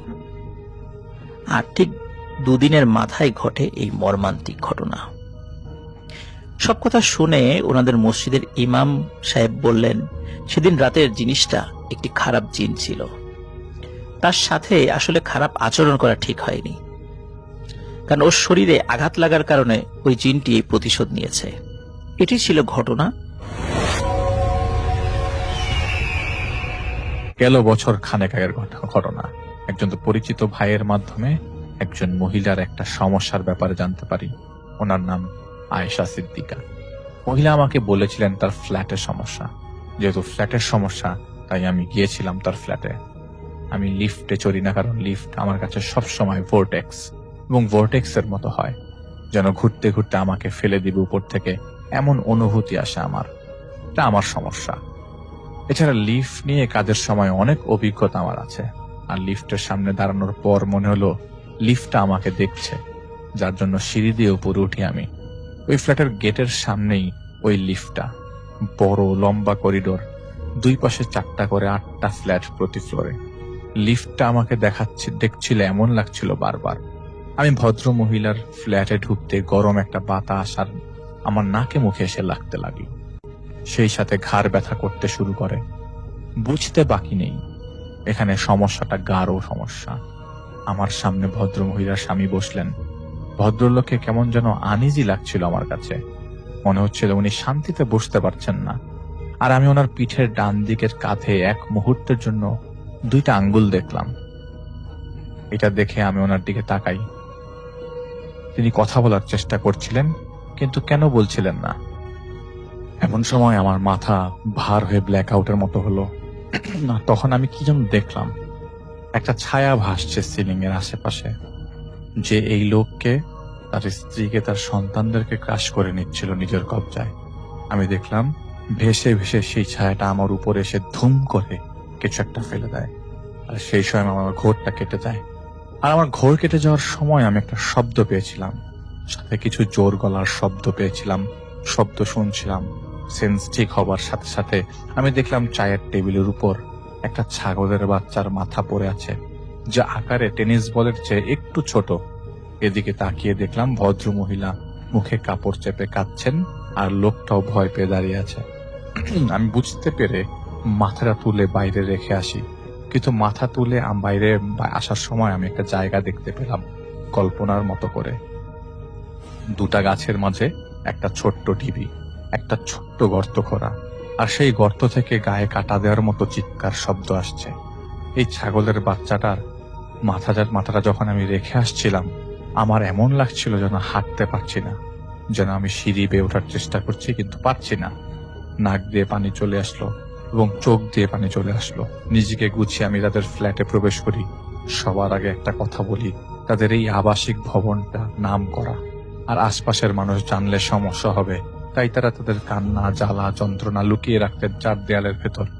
তাদের সাথে কত কিছু হচ্ছিল, কিন্তু তা পাশের দেয়ালের ওপারে থাকা প্রতিবেশীরাও জানতেন না। এটাই এই শহরের এখনকার বৈশিষ্ট্য। অনেকে প্রশ্ন করে না, কই এসব তো শুনিনি। তাদের বলি, তার কষ্টের কথা আপনাকে শুনিয়ে বিনিময়ে অবিশ্বাস আর হাসির খোরাকে তারা চায় না। ব্যথা না পেলে সেই ব্যথার মর্ম বুঝবেন না আপনারা। আমি ফ্ল্যাটে বসার পর মহিলার কান্না দেখে কি করব বুঝতে পারছিলাম না। উনি কাঁদতে, ভদ্রলোক নিজেও যেন অসহায় যা হচ্ছে তা নিয়ে। তাও কোনোভাবে আমাকে বলছিলেন কিছু কথা তারা।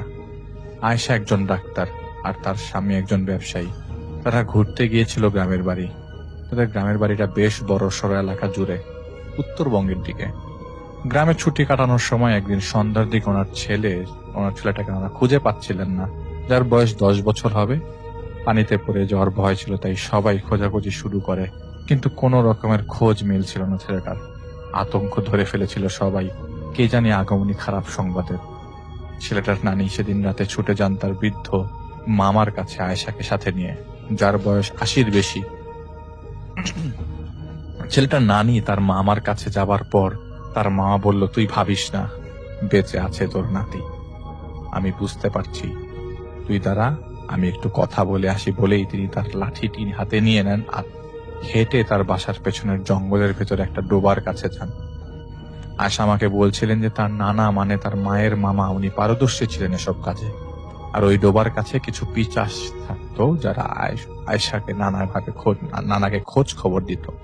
আর আয়েশার নানা ওদেরকে হিসাবে পালতো, যেটা দিয়ে সেদিন আয়েশা শুনেছিলেন তার সেই নানা সেই ঝোপঝাড় ঘেরা ডোবার পাশে যে প্রথমে লাঠিটা দিয়ে ঝোপে একটা বাড়ি মারে, এরপর জিজ্ঞেস করে, ওই কতুমিয়া বাইরে আসো। আয়েশা কান্নাকাটি করছিলেন, কিন্তু তার মা তাকে সান্ত্বনা দিয়ে বলছিলেন, শুন, মামা বলছে তো বাবু, ঠিক আছে, তুই কাঁদিস না। ধারা মামা আসুক।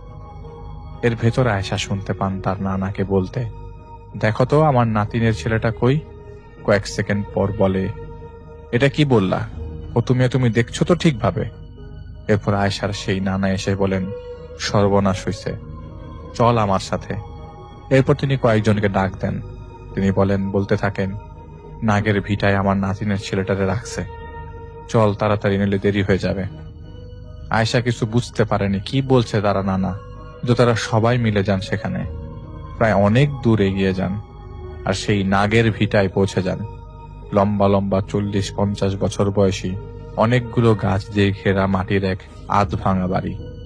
আর সেই ভিটা থেকে নাকি কণ্ঠে বিশ্রীভাবে কথা বলার শব্দ ভেসে আসছে,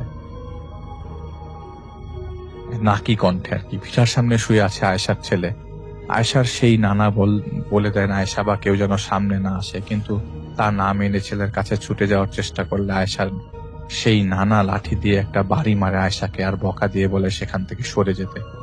এত কিছুর মধ্যে সেই ভিটা থেকে ভেসে আসে নাকি কণ্ঠে, মানে নাক দিয়ে কণ্ঠে একটা কথা, কে কে বাইরে, জানিস না এটা আমার ভিটা? পৈশাচিকতা মেশানো কণ্ঠটা শুনে সবার গায়ের লোম দাঁড়িয়ে গেলেও সেই নানা বলেন, নাগের মা, আমার নাতিন বাবু তোমার কাছে, তুমি দিয়ে দাও ওকে, আমি চলে যাব ওকে নিয়ে। ভিতর থেকে বলে, তোরে কে বলছে? কতু মিয়া? কতুর এত বড় সাহস আমার নাম নিয়ে কথা বলে? এখান থেকে যা, পাবি না আমার খোরাক, ভাগ এখান থেকে, নইলে পস্তাবি তুই। আয়েশার নানা বলেন, নাগের মা, আমার বয়স হয়েছে ঠিক, কিন্তু জোর কিন্তু হারায়নি, ভালোই ভালো আমার নাতিন বাবুকে ফিরাইয়া দাও, নইলে আমিও নিতে জানি। তখন সেই ভিটায় এক চিৎকারের শব্দ হয়, তাতে থালা বাটি পড়ার শব্দ। আর সেই নাগের মা বলে, তোর এত বড় সাহস, কেটে ফেলে দিব তোর বংশের মাথাগুলো পেটে থাকতে। এরপর সেই নাগের মা সেখানে উপস্থিত দুইজনের নাম নিয়ে বলে, চলে যা, তাইলে তোদের বংশ পেটেই নাশ করে দিব। শেষার নানা নাগের মাকে উদ্দেশ্য করে বলে, নাগের মা, তুমি কিন্তু ঠিক করলে না। তখন উত্তর আসে, বুড়া, কোমরের হাড্ডি ভাঙবো না তোর, কিন্তু তোকে আমি ঠিক এই কথাটুকুই মনে ছিল আয়েশার। সে দেখতে পায় তার সেই নানা লাঠি দিয়ে সেই ভিটায় অনেকগুলো বাড়ি মারতে থাকে, আর সেই ভিটা থেকে থালা বাটি হাড়ি পাতিল ছুঁড়ে মারার শব্দ আসতে থাকে, আর একটা পৈশাচিক শব্দ ভেসে আসছিল। 3-4 জন যে আয়েশার ছেলেটাকে তুলে নিয়ে আসে। বাড়িতে নিয়ে আসার পর আয়েশার নানা কিছু পরা পানি ছিটিয়ে লাঠি দিয়ে আলতো করে 2টা বাড়ি দিয়ে ওকে ডাকলে ওর হুঁশ ফিরে আসে। আর তখনই ওর নানা বলে, ওকে রাখা যাবে না, নাগের মা আর ওর রাগের মায়ের ছায়া ওর উপর, আজ ভোরের মধ্যেই চলে যাও এখান থেকে, তোমাদের থাকা লাগবে না।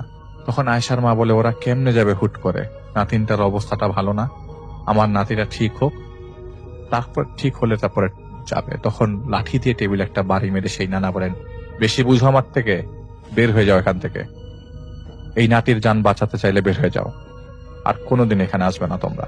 কে যেন কিছু বলতে চাইলো, তখন সেই নানা বলেন, আমি তোমাদের অনুরোধ করি নাই, হুকুম দিছি, তোমাদের সাথে আমিও যাব অমুক এলাকা পর্যন্ত। উপায় না দেখেই সেই রাতে ভোর 4টার দিকে তারা বের হন। সাথে 2 জন ছিলেন। তারা ঘর থেকে বের হয়ে রাস্তায় উঠে দাঁড়াতেই দেখতে পান কিছু দূরেই একটা তাল গাছের নিচে দাঁড়িয়ে আছে 10 ফুটের উপর লম্বা একটা অবয়ব। মহিলাদের মতো শাড়ি পরা তা বোঝা যাচ্ছিল।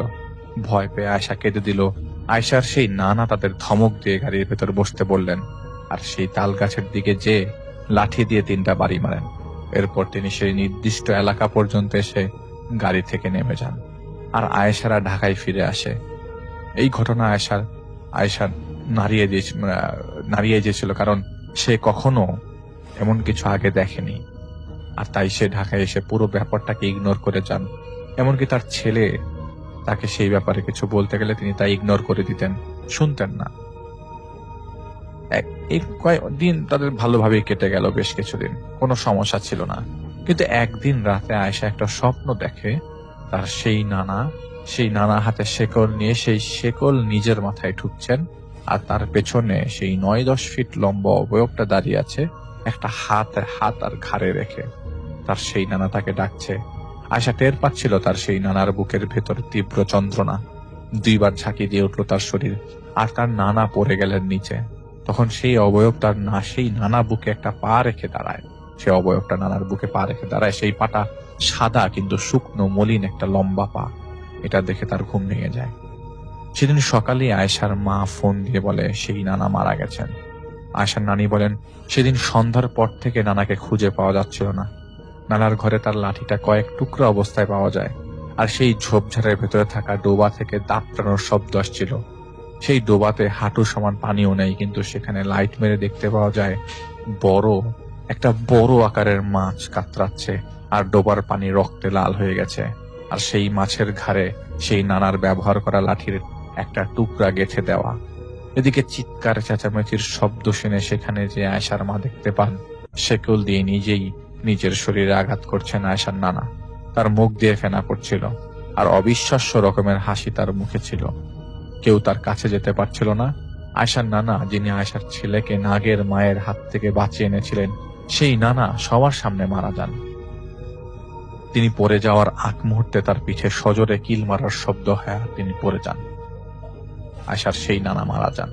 তাদের এলাকার গ্রাম্য ডাক্তার পরীক্ষা করে দেখেন আর নেই তিনি। আয়েশা, যিনি শুনছিলেন তার এই নানার কথা, তিনি ভ্রুক্ষেপ করেননি স্বার্থপরের মতো।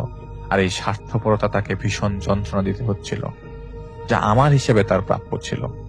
সে শহুরে মানুষ, তাতে আমার জাহিদের কিছু আসে যায় না। তার নানা তার ছেলেকে বাঁচিয়ে এনেছিল ত্রাসের মুখ থেকে আল্লাহর রহমতে, আর সে কিনা তার মৃত্যুতে একটু ব্যথিত হয়নি। এমনকি আগমনী বিপদের ব্যাপারে ভাবেওনি কখনো তিনি। তখনই সাবধান হলে আজ আমাকে এখানে আসতে হতো না। সেদিন মাগরিবের পর তার ছেলেটা পড়াশোনা করছিল তার ঘরে। ছেলেটার ঘরে থাকা বিছানার নিচ থেকে একটা হাসির শব্দ আসে। সেটা শুনে আটকে উঠে বের হয়ে আসে।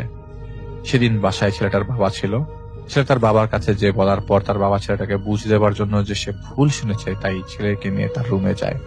রুমে গিয়ে দেখতে পান লাল কোনো কিছু দিয়ে একটা 4 কোণার পেন্টাগ্রাম আঁকা, যার মধ্যে 2টা চোখ আঁকা, যেন চোখগুলো দেখছে তাদের এমন ভাবে আঁকা। আর তখন এই ছেলেটার বিছানার চাদরে এক টানে সিলিং এ উঠে যায়, আর যার মধ্যে একটা অবয়ব তো ছেলেটার বাবা দেখে ফেলেন তখন। এদিকে ছেলেটা ভয়ে কান্নাকাটি শুরু করে দেয়।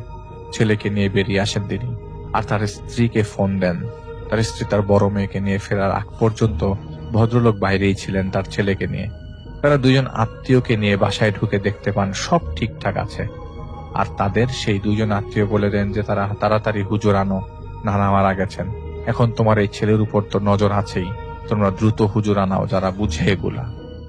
সেই রাতেই একজন হুজুর আনা হয়, আর সেই হুজুর নাকি এসে তাদের ফ্ল্যাট বন্ধ করে দিয়ে যান। আতঙ্ক থাকায় সেই রাতে তারা সবাই এক রুমে ঘুমাতে যান।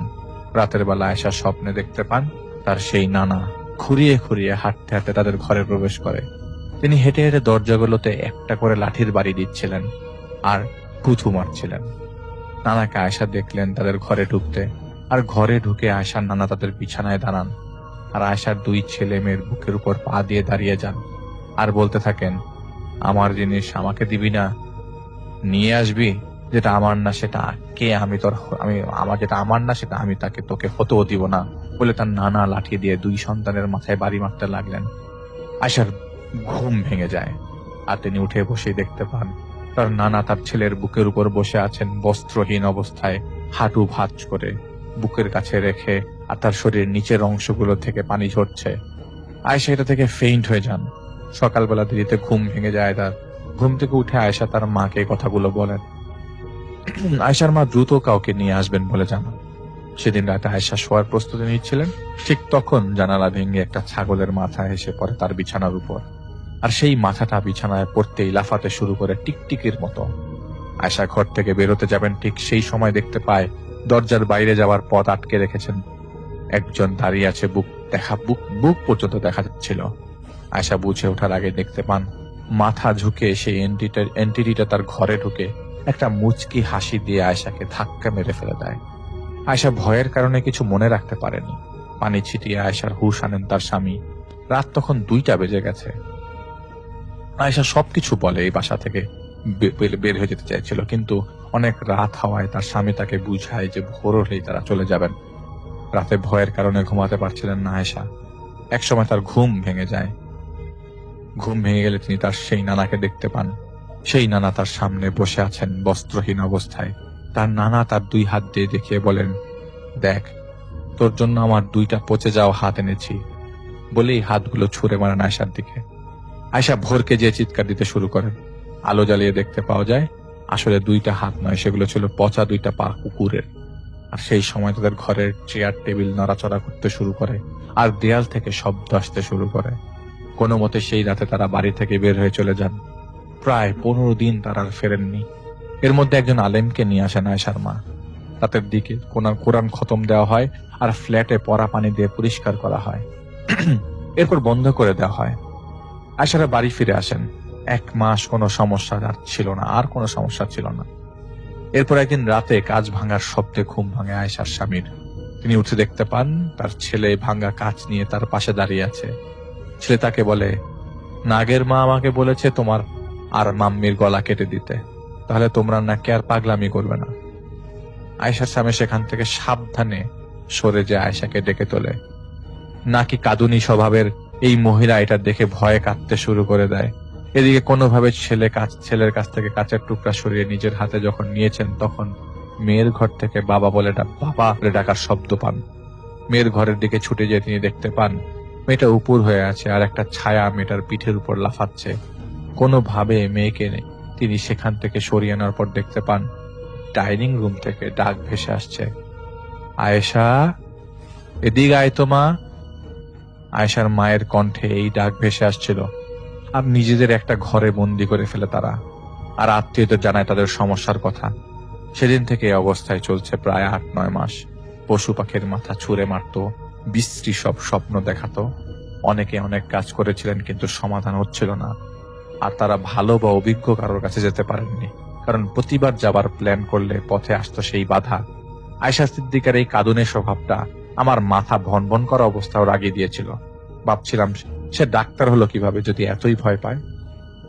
আমি তাদের নাম ঠিকানা নেই। বেরিয়ে আসার সময় আয়েশা আমাকে বলেন, আমি খালি নানুকে দেখি, নানু খালি ভয় দেখায় আমাদের।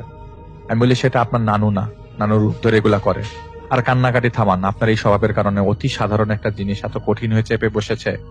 ভয় পান দেখেই তো আপনাদের দেখিয়ে ভয় দেখিয়ে মজা পায়। তখন আয়েশার স্বামী বলে, ভাই, ওর নানু তো মারা গিয়েছিল, সেটা কি ভাই তাহলে? নাগের মা কি জিনিস আমরা জানি না, কিন্তু আমার শাশুড়ি বলেছিলেন নাগের মা নামের যে ভিটায় একটা বুড়ি থাকতো, যে তাবিজ টনা করতো। অনেকদিন ধরে কেউ তার খোঁজ পাচ্ছিল না। পরে একদিন কিছু লোক বনের মধ্যে দিয়ে আসার সময় ওই ভিটার পাশ দিয়ে যাওয়ার সময় পচা গন্ধ পায়। পরে দেখে একটা লাশ পচে গলে পড়ে আছে, তাও সেই 98 সালের কথা। এরপর থেকে যারা মাঝে মাঝে ওই জঙ্গল দিয়ে ঘোরাফেরা করতো, তারা বুড়িকে দেখতো, কিন্তু অনেক লম্বা আকার নাকি ছিল তার। আর তার ভিটায় রাতের বেলা আগুন জ্বলতো। অনেকের ছেলে মেয়েকে নাকি সেই বুড়ি ধরতো, আর ওই নানাই ছাড়াতো সব সময়। আমি বলি, সমস্যা নেই, আমি খোঁজ নিয়ে দেখি কিছু জানতে পারি কিনা। এটা বলে বের হয়ে আসার সময় এক মুহূর্তের জন্য মনে হলো আমি সেই বুড়িকে দেখেছি জানালা দিয়ে উকি দিতে। জানালাটা ছিল আয়েশার ছেলের ঘরের জানালা, যা ডাইনিং স্পেসে বসে স্পষ্ট দেখা যেত। কিন্তু পরে ঘুরে তাকিয়ে আর কাউকে দেখিনি। তো আমি একাই তাদের ফ্ল্যাট থেকে বের হই, আর আয়েশার স্বামীকে বলি আমাকে এগিয়ে দিতে হবে না। আমি সেই লিফটের সামনে দিয়ে সিঁড়ির দিকে যাচ্ছিলাম। আমি লিফটটাকে পাশ কাটিয়ে যাওয়ার সময় লিফটের ডোরটা খুলে যায়। খুলে যাওয়ার সময় মনে হলো লিফটটাই আমাকে ডাকছে। আমি পেছনে ঘুরে ঘাড় বাঁকা করে একটু দূরত্ব বজায় রেখে তাকাই লিফটের দিকে। লিফট ফাঁকা। দরজা বন্ধ হতে যাবে ঠিক সেই সময় আমি দেখলাম কালো কাপড় দিয়ে ওড়নার মতো করে মাথা দিয়ে পরা এনটিটিটাকে। এই এনটিটিকে আমি কয়েকদিন ধরে দেখছিলাম আমার পিছু পিছু চলতে। এটা দেখতে দেখতে লিফটের গেট লেগে যায়, আর আমি গেট হাতের তালু দিয়ে একটা শব্দ করি, সাথে সাথে লিফট খুলে যায়। এটা দেখে অবাক হয়ে গিয়েছিলাম, কিন্তু আমার ইচ্ছা ছিল এনটিটিটার কাছে যাওয়া, কিন্তু লিফটটা খালি। আমিও ঢুকে যাই আর হাতে রিং পরে ফেলি। লিফট নিচে নামছিল, কিন্তু আমার মনে হচ্ছিল আমি বাতাসে ভেসে আছি, আর লিফটের গ্লাসের দেয়ালগুলো আমার দিকেই তাকিয়ে আছে। থকথক করে গ্লাসে একটা টোকা দেওয়ার শব্দ হয়। সেটা শুনে সেদিকে তাকানোর পর আমি ভারসাম্যহীন হয়ে পড়ি। আর তখনই লিফটটা খুলে যায় গ্রাউন্ড ফ্লোরের উপরের ফ্লোরে। আমি তাড়াহুড়া করে বের হয়ে আসি। তখনও নিজের কাছে ভারসাম্যহীন লাগছিল। লিফটটা বন্ধ হওয়ার সময় আমি আবার সেই এনটিটিকে দেখলাম। এবার একটু ঝুঁকে আমার দিকে তাকিয়েছিল, আর সেভাবেই লিফটের দরজা বন্ধ হয়ে যায়। আমি নিচে নেমে আসি আর বাসায় ফিরে আসি। আমি সাহেবকে রাতে বলি আয়েশাদের কথা, নাগের মায়ের কথা, আর আয়েশার নানার কথা। উনি আমাকে অপেক্ষা করতে বলে চলে যাবার সময় আমি ওনাকে ডাকি আবার। আমি ওনাকে বলি, কয়েকদিন ধরে আমি দেখেছি আমাকে কেউ নজরে রাখে, কিছু কি জানেন? উনি আমাকে বলেন, কি দেখো তুমি? আমি ওনাকে বলি, কালো কাপড় দিয়ে মাথা ঢাকা, চোখ মুখ কালো কাপড়ে বাঁধা। তখন তিনি আমাকে বলেন, দেখি, খোঁজ নিয়ে দেখি। আমি ওনাকে বলি লিফটের কথা। তখন তিনি আমাকে বলেন, লিমিট অতিক্রম করার ভুল বারবার করো, এগুলো করবে না। আমাদের মনে হয় না সে ক্ষতি করার জন্য বিপজ্জনক কেউ। এমন হতে পারে সে কথা বলতে চায়, না জেনে না বুঝে যেখানে সেখানে তেরামি করলে কি হয় তুমি জানো। আমাদের মনে হয় সে তোমাকে কিছু বলতে চায়, শুনে দেখার চেষ্টা করো এর পরের বার, আর আমরা কিছু জানলে তোমাকে জানাবো।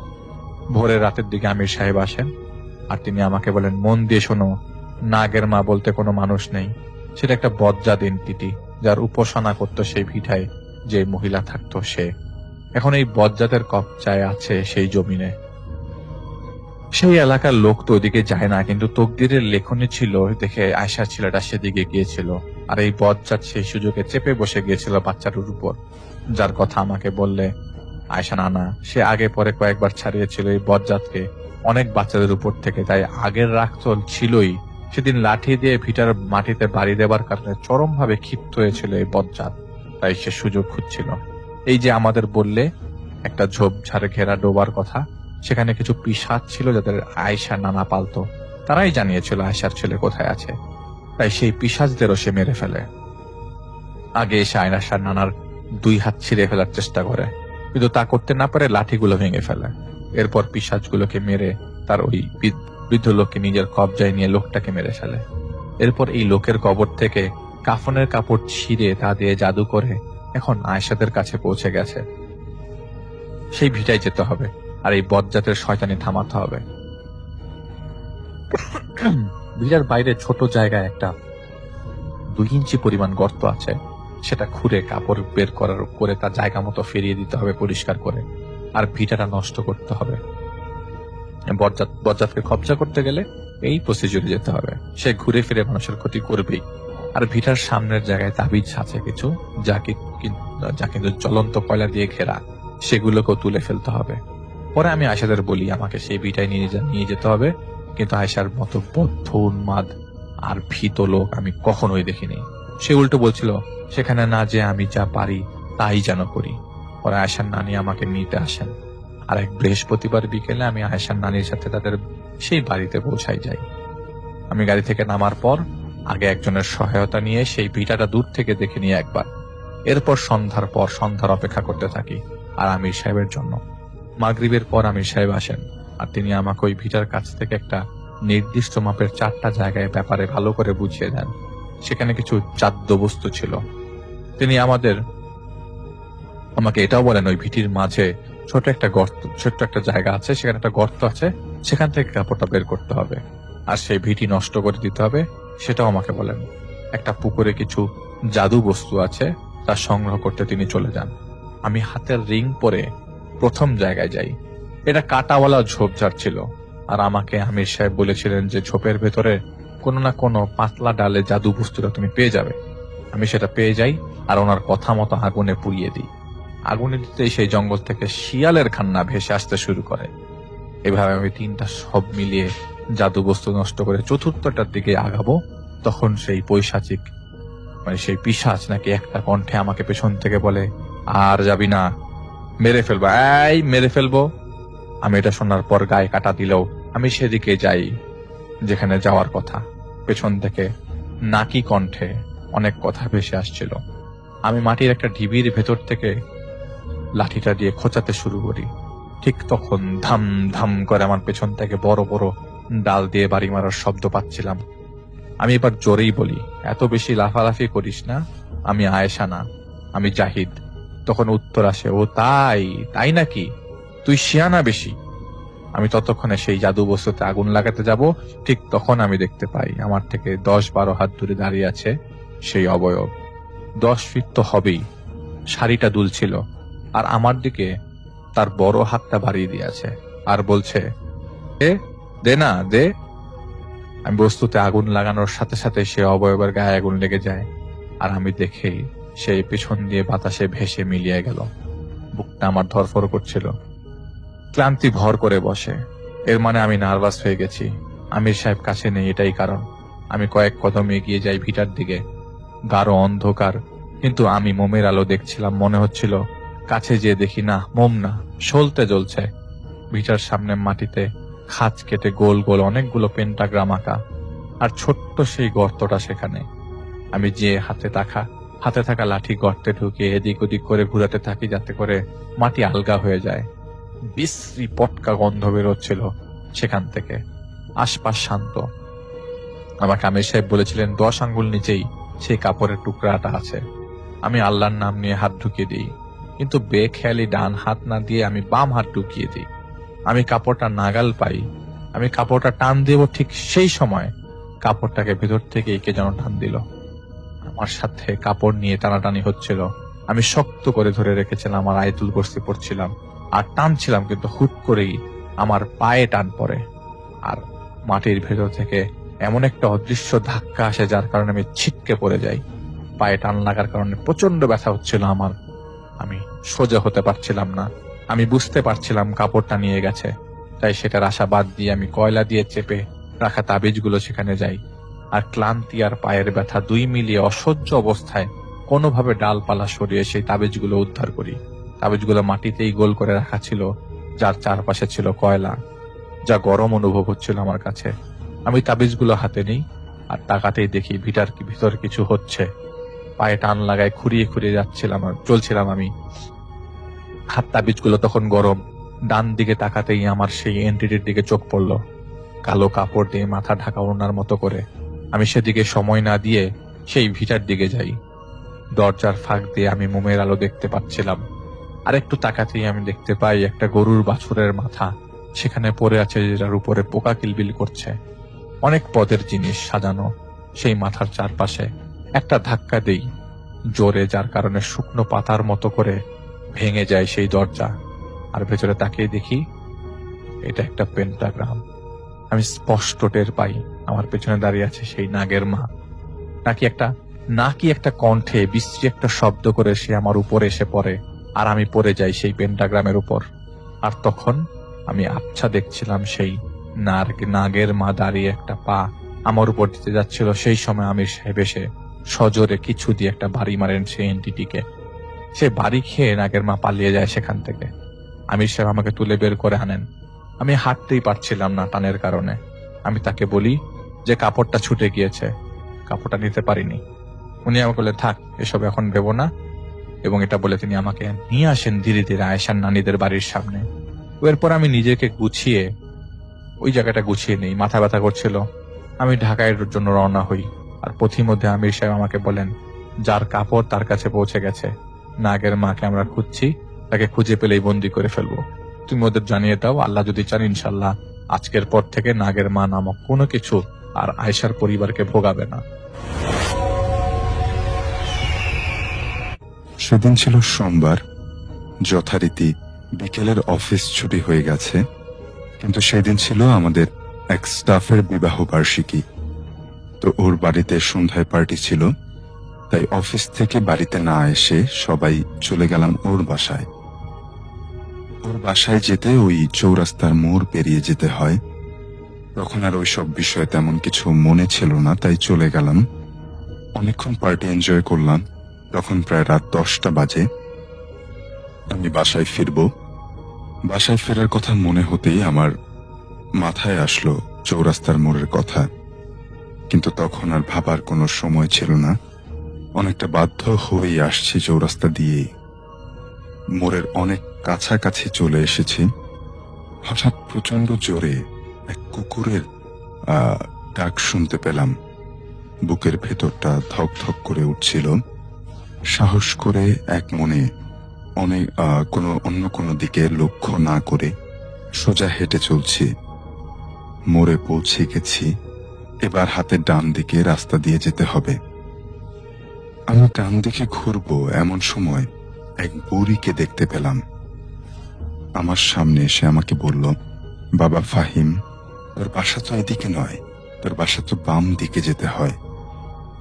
আমি অনেকটা সন্মোহিত হয়ে গেলাম, কিন্তু সবকিছু আমার এখনো মনে আছে। যদিও সম্মোহিত হলে কারো কিছু মনে থাকে না। আমি বুড়ির কথায় একমত হয়ে গেলাম। আমার মনে হলো বুড়ি কি বলছে। তখন আমি বাম দিকে চলে গেলাম।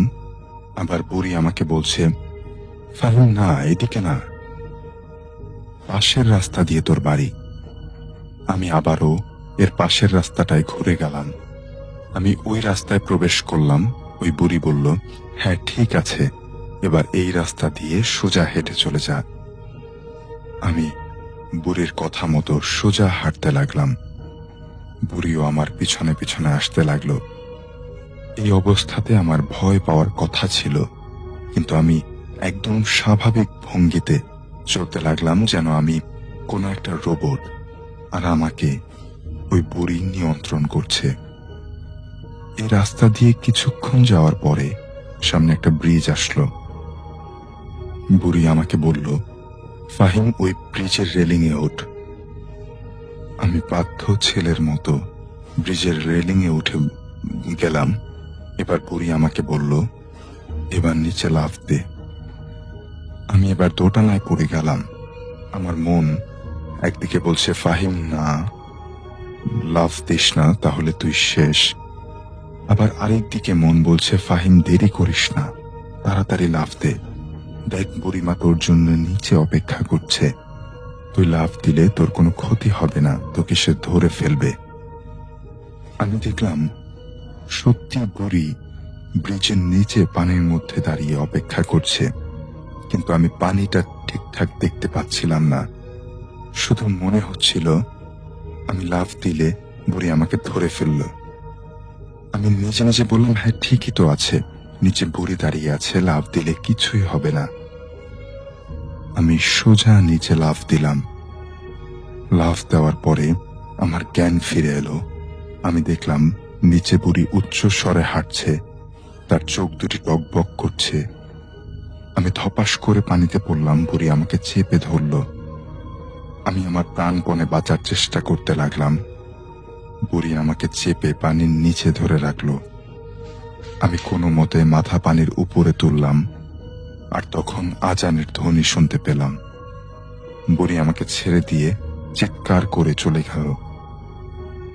আমি প্রাণপণে চিৎকার করে সাহায্য চাইতে লাগলাম। দেখলাম আমার দিকে একটা নৌকা এগিয়ে আসলো। ফজরের সময় এক জেলে মাছ ধরার জন্য বের হয়েছিল। সে আমাকে দেখতে পেয়ে উদ্ধার করার জন্য এগিয়ে আসলো। আমি নৌকায় উঠলাম। যদিও আমার কাছে লেগেছিল পুরো ঘটনাটি মাত্র কয়েক মিনিটে ঘটে গেছে, কিন্তু আমি সারা রাত শহরে হেঁটেছি, আর শেষ রাতে ব্রিজে এসেছি। আমার ভাগ্য ভালো তখন আজান দিয়েছিল, তা না হলে আজকে হয়তো আমি আপনাদের মাঝে থাকতাম না। এই ঘটনার পরে আমি প্রচন্ড ভয় পেয়ে যাই এবং অসুস্থ হয়ে পড়ি। আমি ওই এলাকা থেকে এই ঘটনার কিছুদিন পরেই ট্রান্সফার নিয়ে চলে আসি। এ ছিল আমার চৌরাস্তার মোড়ের ভয়ঙ্কর অভিজ্ঞতা। থেকে 7 থেকে 8 কিলোমিটার দূরে একটা শ্মশান আছে। সেখানে একজন অঘরী থাকে।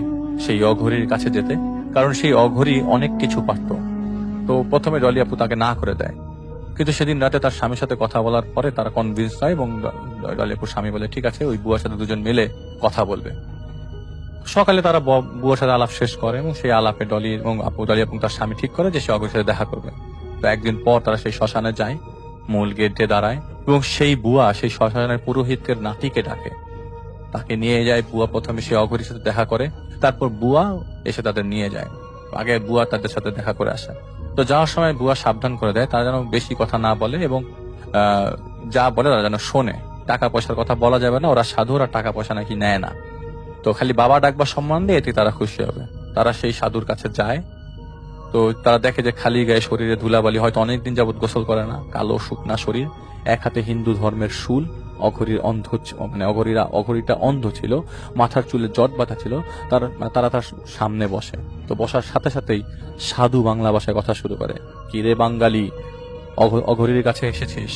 ভালো ভালো, হবে না, তোর পেটে আসবে না। তো ডলি আপুর স্বামী তাকে বলে, বাবা আপনি বাংলা জানেন? তো অঘরী বলে, আমি সব ভাষা জানি। এই জায়গার বাতাস আমার কানে কানে কথা বলে, এই জায়গার মাটি আমার সাথে কথা বলে। ওরা বলছে তোদের অন্তরে অনেক জ্বালা, তো ডলি আপু তাকে অনুরোধ করতে করতে মানে বেশ রিকোয়েস্ট করে ফেলে। এক সময় অঘরি বলে, ঠিক আছে, আমি এই ঘাটের মানে এই শ্মশানের মহারাজকে বলবো তোর কথা, কাল আসিস। তো তারা চলে যে পরের দিন যায় আবার, মানে যেহেতু যেতে বলেছে। যাওয়ার পর অঘরি তাদের বলে, মহারাজ তোকে বাচ্চা দিবেন, একটা নয় 2টা দিবেন।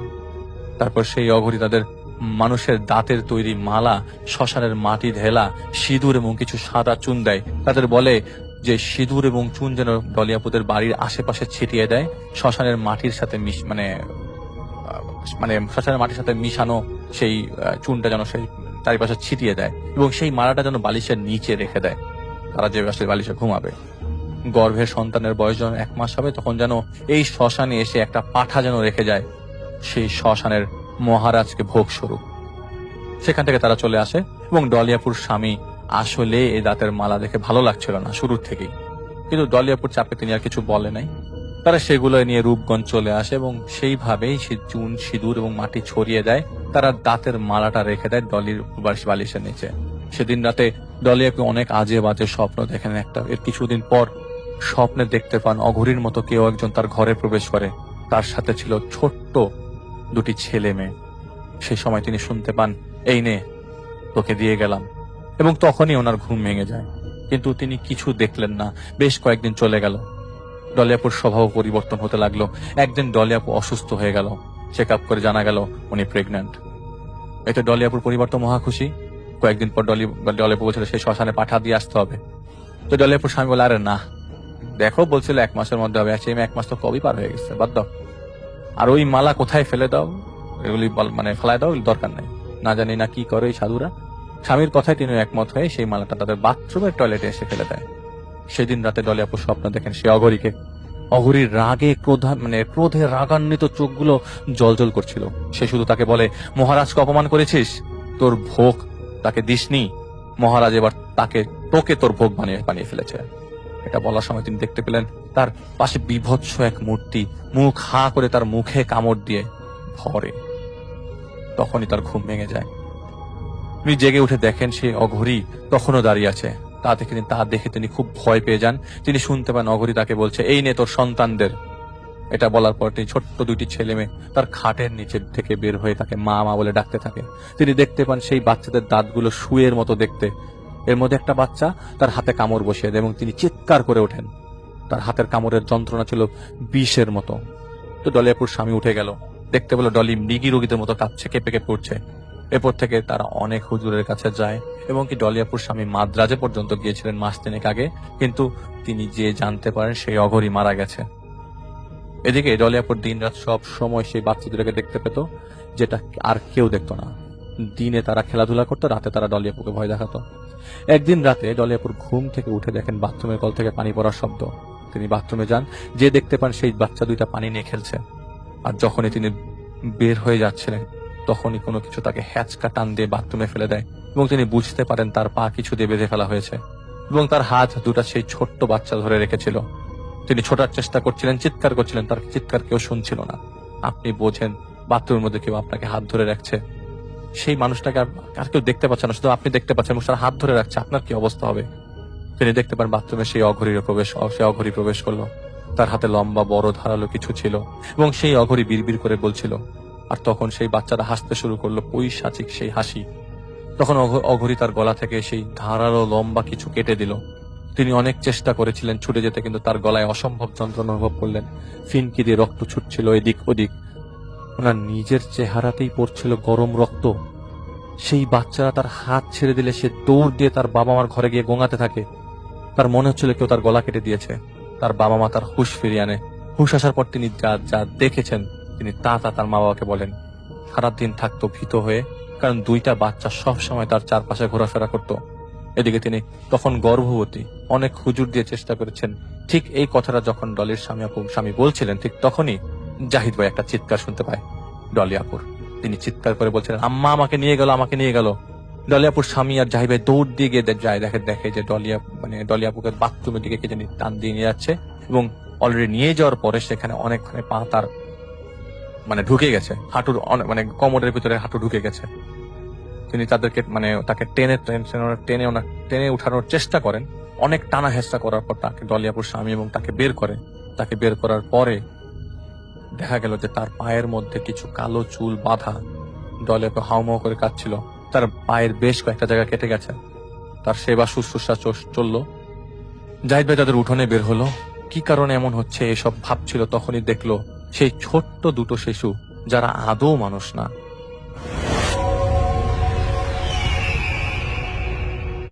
আসসালামু আলাইকুম লিসেনার, আশা করি আজকের এই ভয়ানক ঘটনাগুলো আপনাদের কাছে বেশ ভালো লেগেছে। আমি আপনাদের জন্য প্রতিনিয়ত বাছাই করে যত নতুন ঘটনা আছে এগুলো আপনাদের মাঝে এসে শেয়ার করে থাকি।